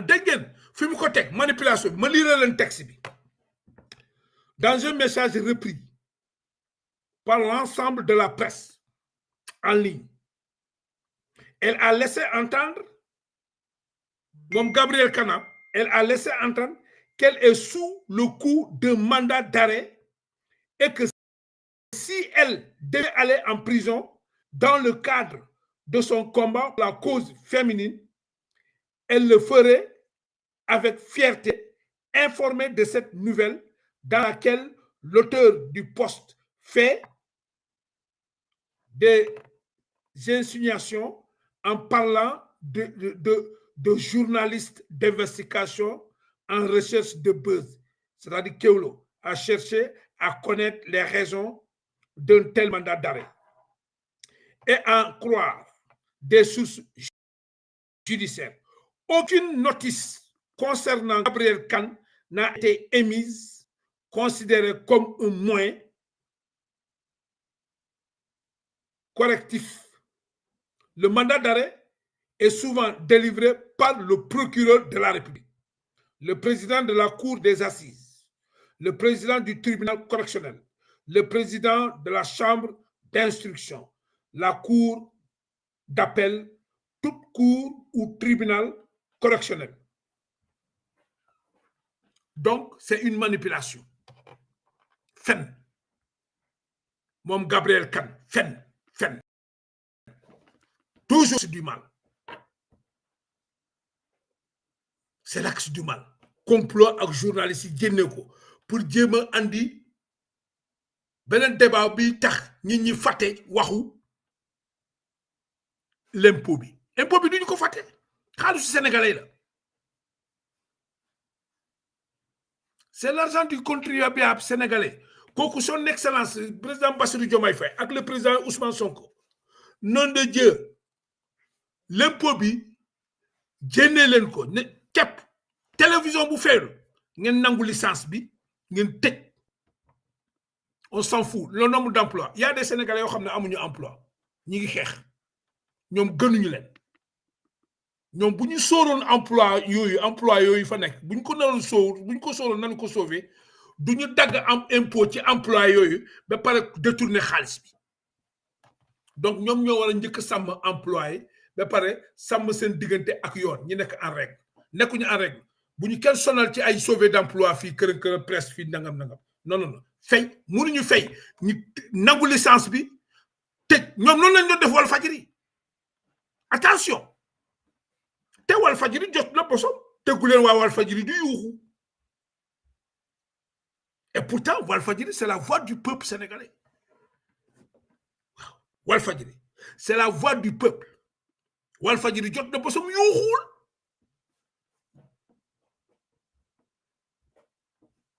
ba pare yéen ngeen bëgg a yuuxu ba pare ngeen di jot aide à la presse subvention aide à la presse ñaan la xaalis sénégalais la non mënul nekk c'est pas possible moo tax bii moom son excellence Bassirou Diomaye Faye ak le président de la République c'est vrai que pétrole bi mu ngi jënd na baax na yàlla na jig Sénégal ngeen bàyyi ci xel ngeen renégocier contrat yi ngeen xoolaat ko ngeen taxaw teb pour loolu waaye ngeen saytu mines yi les mines là mines chinois yi ñi ngi yàq réew mi fële il faut aller revoir ça quoi parce que vraiment kooku moom il faut ngeen taxaw le ministre de l'environnement dem écosystème dem leen ngeen xool chinois yi yàq bi ñu yàq fële c'est grave chinois yi dañu mel ne ku ñu xabtal dof yokkaat nañu ay matériel non seulement yokkaat nañu ay matériel ñi ngi yàq gi fële mais ñi ngi torturer sénégalais yi ñi ngi torturer sénégalais yi ñi ngi torturer gis ngeen vidéo boobu dëgg naa maître Kane moo def appel ba procureur bi yónnee ay gendarme loolu dafa c'est trop au Sénégal il faut que régime bi ñeen taxaw moo tax sénégalais dañu war a ànd ñun ñëpp jàppale gars yi lu bëri lu xew ci injustice bi fii ci Sénégal dafa war a dañ injustice bi du ci presse bi rek du ci justice bi rek waaye même ci biir ñi nga xam ne les investisseurs les partenaires investisseurs qui ne respectent pas les Sénégalais il faut que ñu xool ko les Indiens là il faut ñu xool leen il faut ngeen xool leen suñu or bi Sabodala avion bi jël or bi warul dem bloqué leen avion bi ngir yàlla bloqué leen avion bi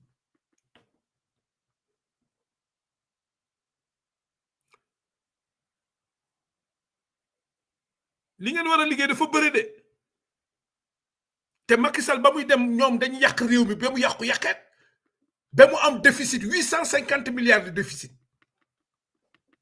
budgétaire 850 milliards de déficit budgétaire ak ay sabotage fii ay embauché fii kenn xamul yu bon yu caxate alal réew mi yëpp ba pare ñu taxaw ci ñaari weer naa ñu fii wàññi leen dund bi ak liggéey leen yéen a wax da ngeen di liggéey allo oui.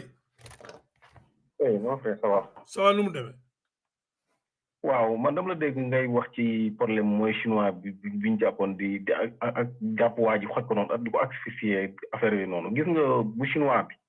waaw boobu moo nekk la goutte de trop yi nga xam ne moom moo génn rek mais gis nga ñun Sénégal dañu dëkk Sénégal mais on est étranger chez nous yow imagine tey man je suis né à Dakar man j'ai grandi à Thiès mais gis nga boo demee Thiès libanais ñi ngi def foofu feu et flamme. man li may wax nii ku dëkk Thiès mën na xoolal da ngay jàppante ak libanais libanais day ñëw tooñ la dal sa kaw gis nga libanais yi xoolal ñoom dañoo collaborer ak justice bi police bi gendarmerie bi ak procureur yi libanais yi xoolal Thiès libanais yi pour te dire libanais ñoo ko moom gis nga man dama contre français mais gis nga bu Auchan ñëwee Auchan ba mu ñëwee ci la libaane commencé yar nga dégg na seen ñu commencé di jooy naan waaw yéen da ngeen di ñëw au lieu ngeen jël seen dërëm ngeen jox ko seen mbokk Sénégalais déedéet mais da ngeen dem di ko jox français yi Thiès boo man li may wax nii ku dëkk Thiès mën na xoolal ku hypocrite mën na dëkk parce que xamul tax ñun dañoo dëkk suñu biir dëkk mais ñun amuñu droit ci suñu dëkk da ngay def dégg sax naan la moytu libaane yi loolu ci lan la bokk ci lan la bokk da ngay gis libaane boo xam ne day yore motom taal motom xandal ñëw xoolal fekk li nga taw mu saaga sa ndey ba pare xoolal gën dem yoonam lii nii xoolal gis nga mooy li mu la doon wax rek gis nga l'état doit être ferme ñun lii du yoon quoi du yoon ñun dañoo dëkk suñu dëkk mais amuñu fa dara grand billahi xam nga rek man cri de cœur boobu noonu laay lancé comme ni ko waxee ñëpp dañoo war a nekk autour de ce gouvernement là pour jàppale leen mooy li Guy Marius Sagna doon wax ñu naan les zones de Macky Sall ce sont eux qui gouvernent c'est vrai neexul dégg mais loolu moo am justice moom moo fa am xoolal man maa ngi xool kii mooy ANN TV ñu daal da xaw ma kan dafa wàcc ci aéroport bi après ñu jël ko ñu jàpp ko parce que Antoine Diome ci liste mooy blacklist bu ñu defoon noonu pour ñi nga xam ne ñoom ñoo nekk fële aux États-Unis di doon jàmmaarlu ak Macky Sall boo wàccee ñu jàpp la. loolu fan lañ ko teg. mooy li nga wax gis nga gars yi comme ni nga ko waxee gis nga gars yi suñu bëgg gouverner normalement. il faut ñu raxas leen. tant que raxasuñ leen système bi moom moo fi nekk ba léegi. procureur yi ñoom ñoo fi nekk gars yi ñoom ñoo fi nekk. raxas bi dafa war a gaaw gis nga boo ko yàgg ba ñu ko war a raxas dafa yàgg. gars yi il faut ñu def lavage dafa mel ni ku ñu defal lavage du cerveau Sénégal dañ ko war a defal lavage du cerveau parce que li fi nekk ëpp na quoi du journaliste yi ku jóg fenn ba sa xol sedd xoolal Massaly moo nekk Thiès ah yow imagine Massaly heure bi waroon na ko fay fekk muy taxawaalu ci mbedd bi Macky Sall duñ ko jël mettre ko au ñuuf xool ko day taxaw di menacer carrément nii ba pare gis nga événement yi fa amoon mu génn ak pistolet di tox ak pistolet. waaw dans un état sérieux. dans un état sérieux. Massaly mi ngi fii. waaw ce imbécile ce con là Ariel la. moo tax mandat d'arrêt ñetti mandat d'arrêt moo war a am. Macky Sall Marème Faye Sall ak Amadou Sall. te nañu dem Gambie. parking Amadou Sall mi ngi Gambie. ñoom ñu bëri ñuy jël auto sénégalais auto voiture de fonction présidence daw nañu dugal ko Gambie nañu dem Gambie xool dinañ gis auto yi. non booy ba warul rëcc gis nga booy ñu doon financé nervi yi moom dafa yoroon gangam moom bu doom Macky Sall boobu noonu warut a rëcc même gis nga nu mu tëddi sax xaw ma ki nga xaw ma Biram Faye la ki wax xaw ma ki yoroon affaire ASP yi kooku tamit affaire nervi yi nii moom tamit warut a échappé parce que moom ñoom ñoo doon jël ci les marrons du feu là ñu leen di jël di leen intégré biir police ñi ak gendarmerie ñi def le sale boulot gis nga gars yi ñu war a topp bëri nañ dëgg la topp xaalis yi les finances au rouge loolu kenn du ko werante mais gis nga gars yi ñaawte fi ñu def ay Biram Faye yooyu noonu Antoine Diome boo ko yàgg général Moussa Fall ak ñeneen ñi nga xam ne ñëpp dañ cee laale gis nga gars yi noonu tey gars yi comme ni nga koy waxee waroon woon ñu waayal tabaski seen biir kër heure bi rëbës sañu waroon tabaski wala feneen non man maa ngi lay bàyyi nga dugg parce que gis nga quelque fois yow gis nga léeg-léeg dama lay wax sax pour wax la dara mais wóor na yàlla moo xam ne boo dugg dafay mel ni yow sax xol bi dafa mel dañ koy branché courant moom te day tàng benn façon tàng ba lépp li nekk idée yi nga xam ne dafa waroon nekk sa bopp si yow da nga koy fàtte carrément parce que imbécile yi nga xam ne dañoo nekk ci dëkk bi dafay jéggi daye ba pare gis nga booy bee ne prison kenn du ko yéene nit mais booy bee il faut ñu ñamal ko xaw ma amet doy góor jigéen noonu xaw ma booy bi amatul moom liggéey booy boobu de passe tout son temps est-ce que jëndul glace changé na communication de non changé na communication ba mi ngi ci communication ba léegi déedéet man maa ngi koy gis mu naan non xaw ma la communication yi mu daan def non changé na ko de mais bon il est virulent quoi waaw mais wax yéen a wax indiscipliné yi kii ñoom nañu wax na wax mu xool mais booy qu'est-ce qu'il est moom qu'est-ce qu'il est moom fan la toj waaye loolu yëpp c'est réewande gu mat Bougane la di wax n'importe quoi acca nañu Bougane imbécile bi Bougane nañu jël ay compte am mu fay day xaalis bi nga baal na ci saare Bougane yëpp na Sénégalais yëpp boo xamante ne moom problème Adji Sarr bi gars yi ñu ngi ci naan il est mêlé juste ñu ci moom ay mbir moom kenn leeral ko mu yore fi gémmiñam di wax. problème Adji Sarr bi gis nga dañ ko war a teg sur la table ñi nga xam ne parce que y a des pertes en vie. non mais dossier matériel bi non yow dossier yëpp dañ jóg xanaa déglu la Ousmane. non déglu naa ko wax gi yooyu jarul ñu ko wax fii yooyu yëpp day ñëw xaaj yow da nga yàq énergie rek tu kooku répétition la rek ñoom ñoo lay gën a xam ñoom Adji Sarr ñoom ñëpp dañuy ñëw wuy si ñoom Macky Sall ñoom ñëpp yow tamit kooku moom jabar waaw grand naa la bàyyi nga dugg quoi naa bàyyi sama yeneen moom ñu dugg ok amal jàmm boobu moom sa xel na dal na ñëpp taxaw rek man li may wax sénégalais mooy nguur boo ko jiitee il faut nga nekk ci ginnaaw il faut ngeen xam régime bi bokkul ak régime bi nga xam ne moo jëbbalu ci tubaab bi ñii jëbbaluwuñu ci ay tubaab de te benn tarixa falu leen attention amul benn tarixa boo xam ne dugal na loxom fii fal fii kër da ngeen gis dañ gaay di jaabante fii yooyu amul de jeex na fii c'est fini fii sénégalais yi ñoo fal te jeunes yi la ndaw ñi ñoo fal ndaw yi ñoo fal moo tax c'est très important ci li may wax ni dafa am solo bu baax a baax très très important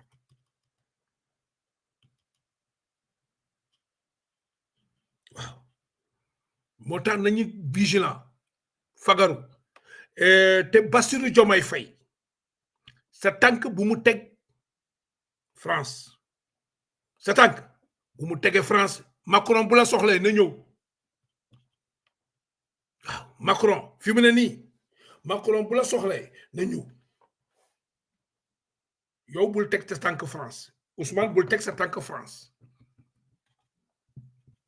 loolu la parce que li ñuy woote nii fokk ñi ñeme ko rupture la rek day dagg benn yoon waaw day dagg pour mu dagg nag mooy li fi ngeen nekk ni tegu leen foofu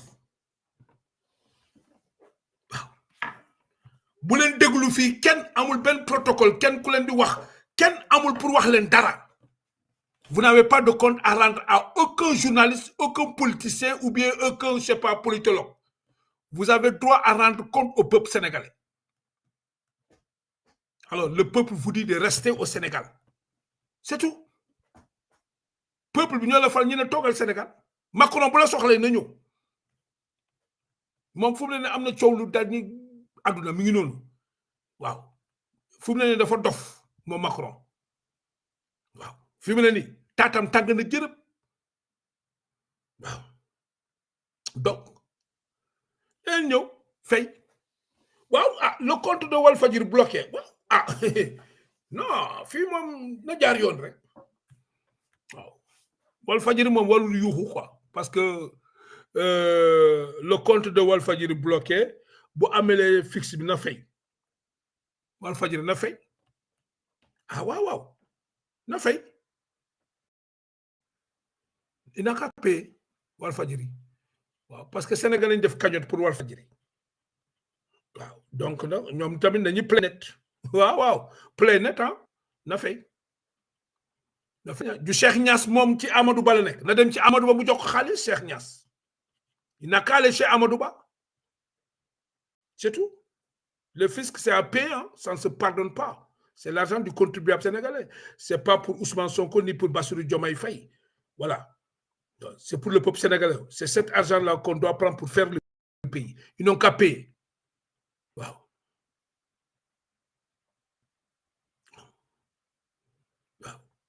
man daal Bassirou yow lay waxal de bu la kenn wax amul benn protocole buy wax nga dem bul bouger même si les États-Unis d'Amérique ont besoin de toi ils n'ont qu'à venir te voir c'est tout il faut savoir se faire respecter c'est fini et quand Macron arrive alors tu envoies le secrétaire général à la présidence aller le récupérer il faut pas te rendre à l'aéroport pour récupérer Macron Bassirou Diomaye Faye bul ko def de Macron bu ñëwee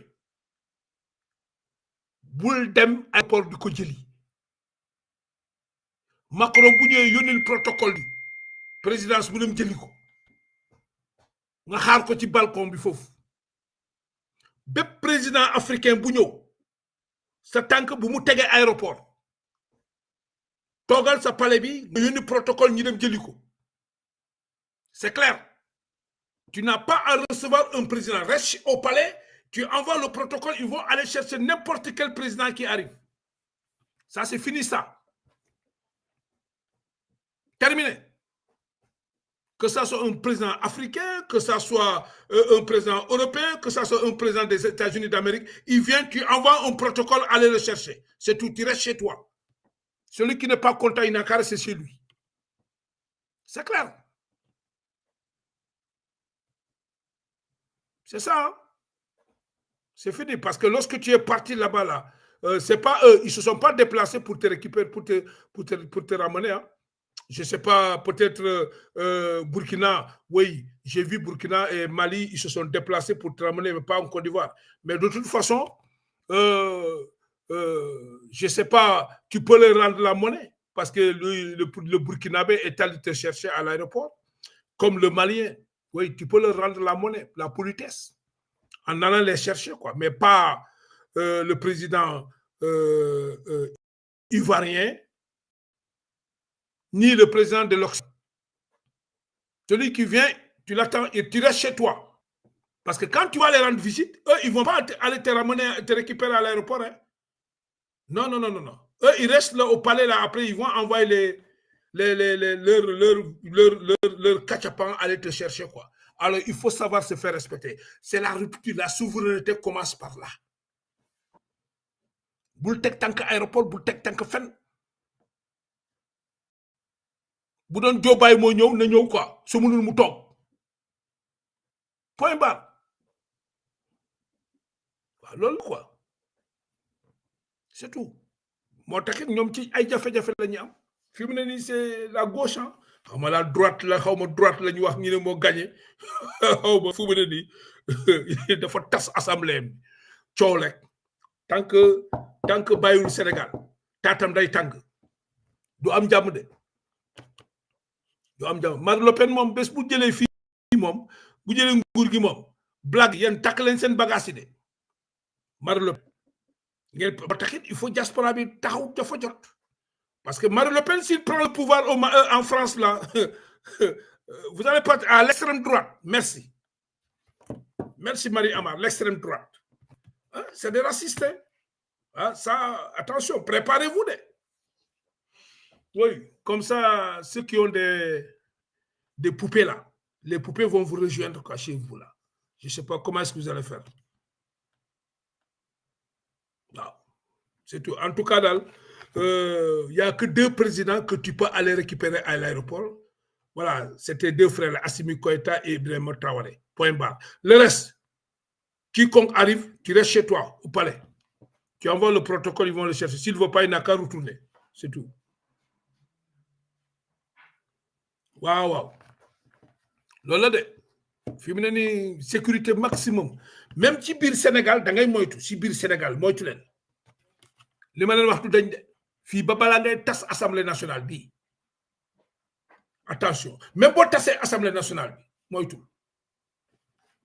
waa APR ñi ngi sa kaw yow ak Ousmane ñi ngi lañ wax naa leen ko fi du dañ lal nañu seen dëkk sërëx ba pare ñoom ci loolu la ñuy jublu naka la ñuy def pour éliminer leen yow waaw kooku moom li ma la wax ngeen bàyyi ci seen xel bu baax a baax a baax a baax a baax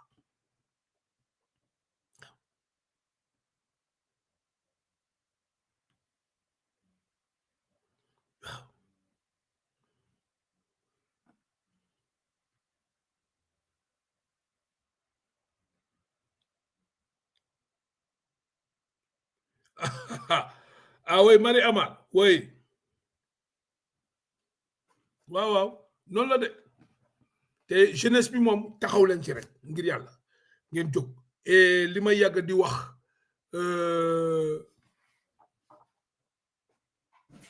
JPS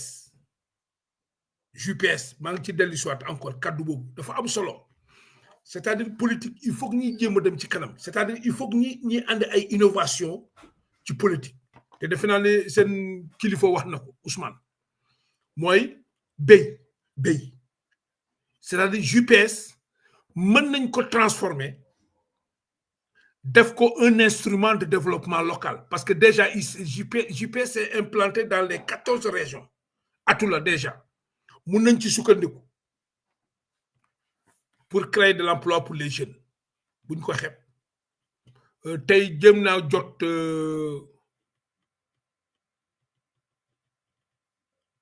comment dire defe naa ne vice coordonnatrice JPS mais dafa am problème connexion problème réseau quoi wax bi dem noonu loolu moom pour wax ak moom la quoi ñoom nañu xool naka la ñuy def pour JPS bu mu nekk rek instrument de politique rek bu mu nekk instrument politique rek nañ ci sukkandiku jël ko def ko instrument de développement waaw mu jouer encore benn rôle waaw c'est possible nañ ci taxaw quoi loolu boom buñ ko defee day nekk lu bees sëgëm ku sell ki ne dañuy béy waaw nañ ci taxaw bu baax ci région yëpp waaw surtout loolu moom vraiment occasion la te ñu ngi dugg ci nawet nañ ci taxaw quoi buñ ci taxaw dina baax trop ñi waajal nag législative yi c'est maintenant waaw législative yi nañ ko waajal dès maintenant parce que war nañu am majorité écrasante à l'Assemblée nationale pour ñu mën a andi ay réformes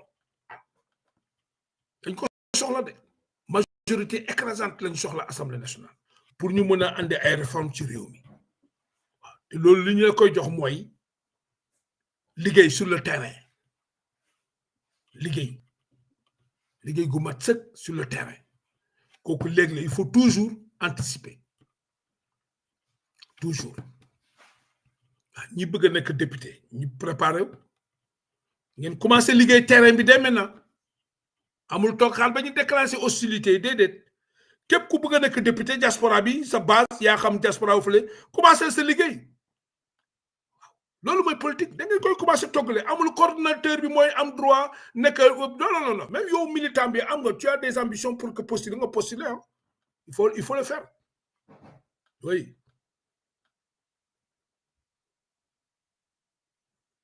Ouais, merci. So Moussa, merci depuis Angleterre, merci. Positionnez-vous, hein. Assemblée nationale, bi, dañu war am majorité écrasante ci majorité diaspora bi. Képp ku ci bëgg a positionner pour député préparé ku ci am ambition rek taxawal.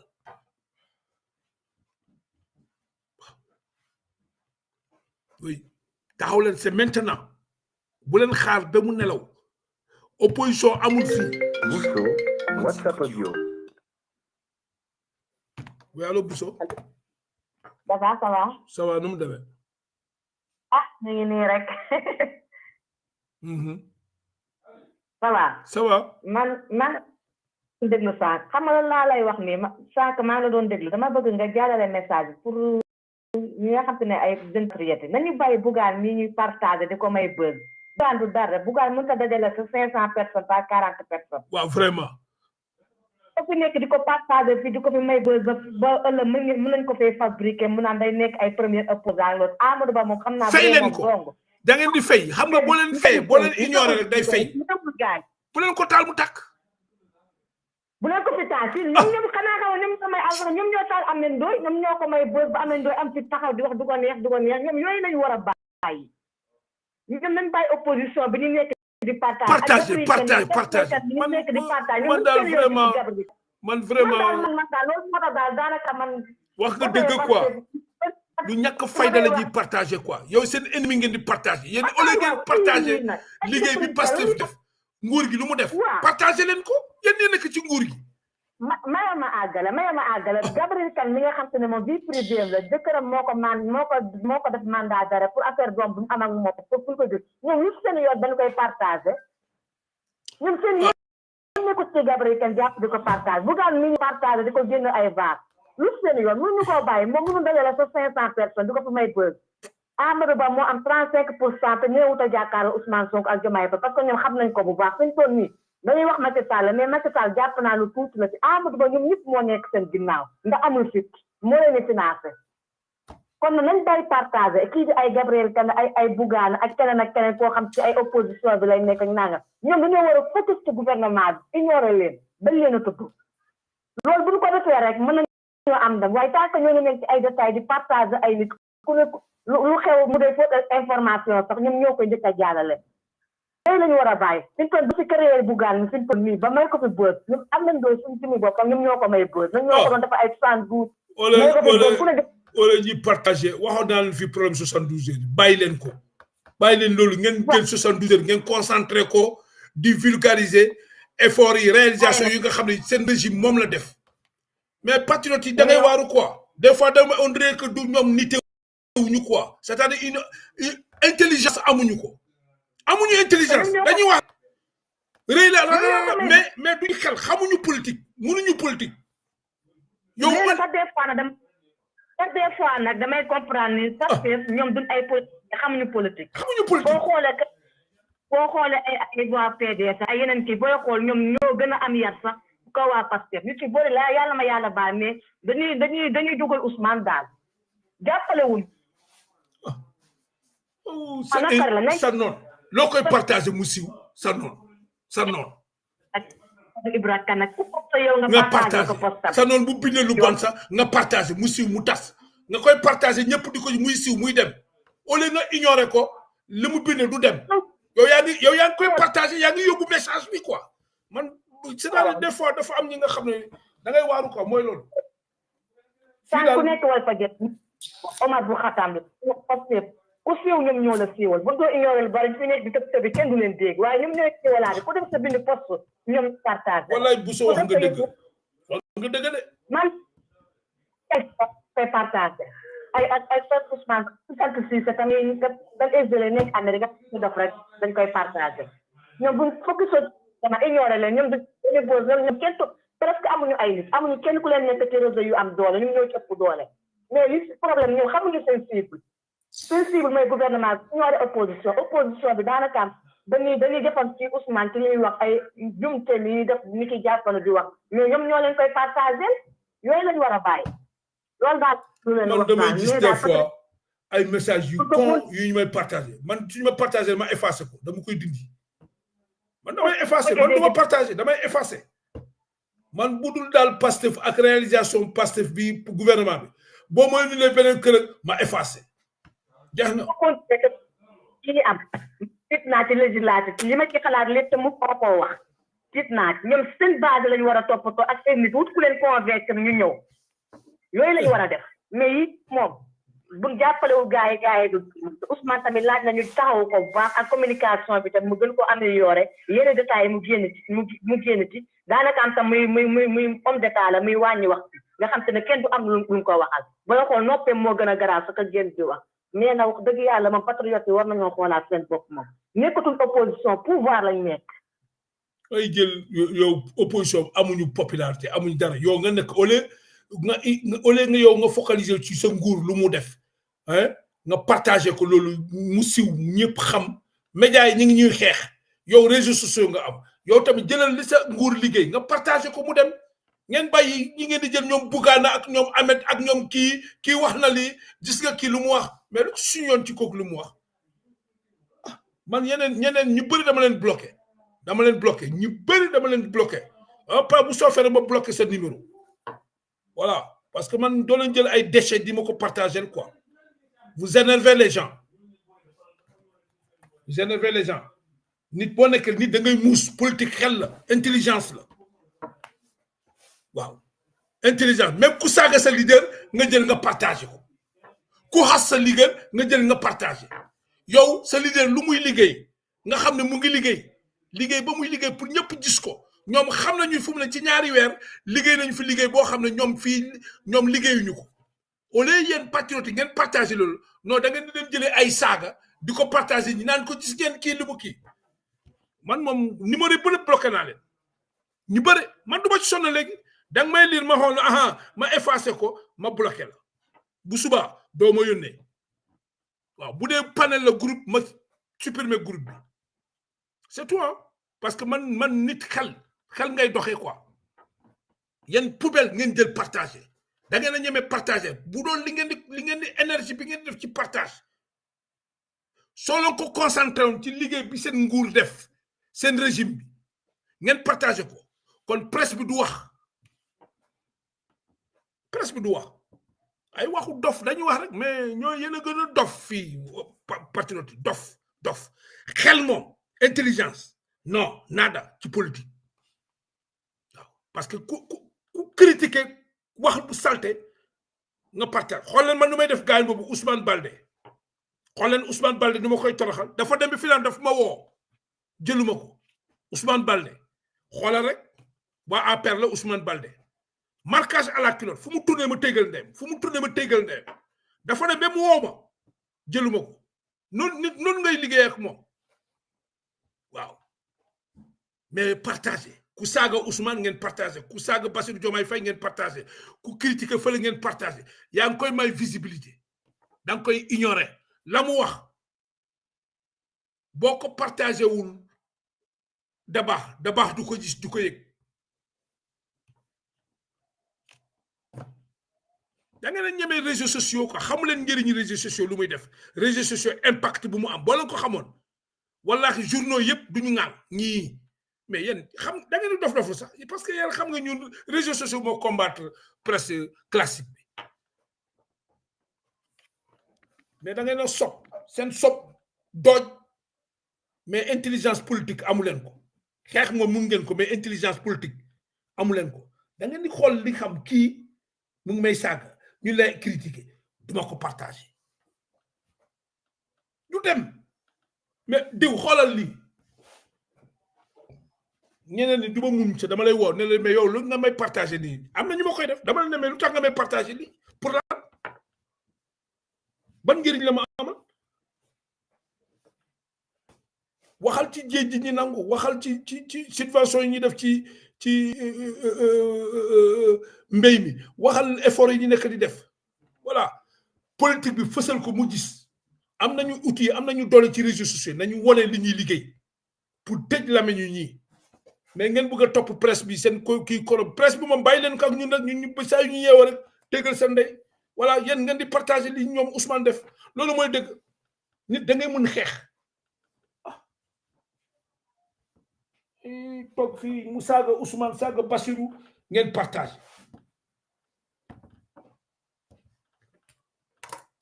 loolu du xel quoi war ngeen xoolaat seen bopp de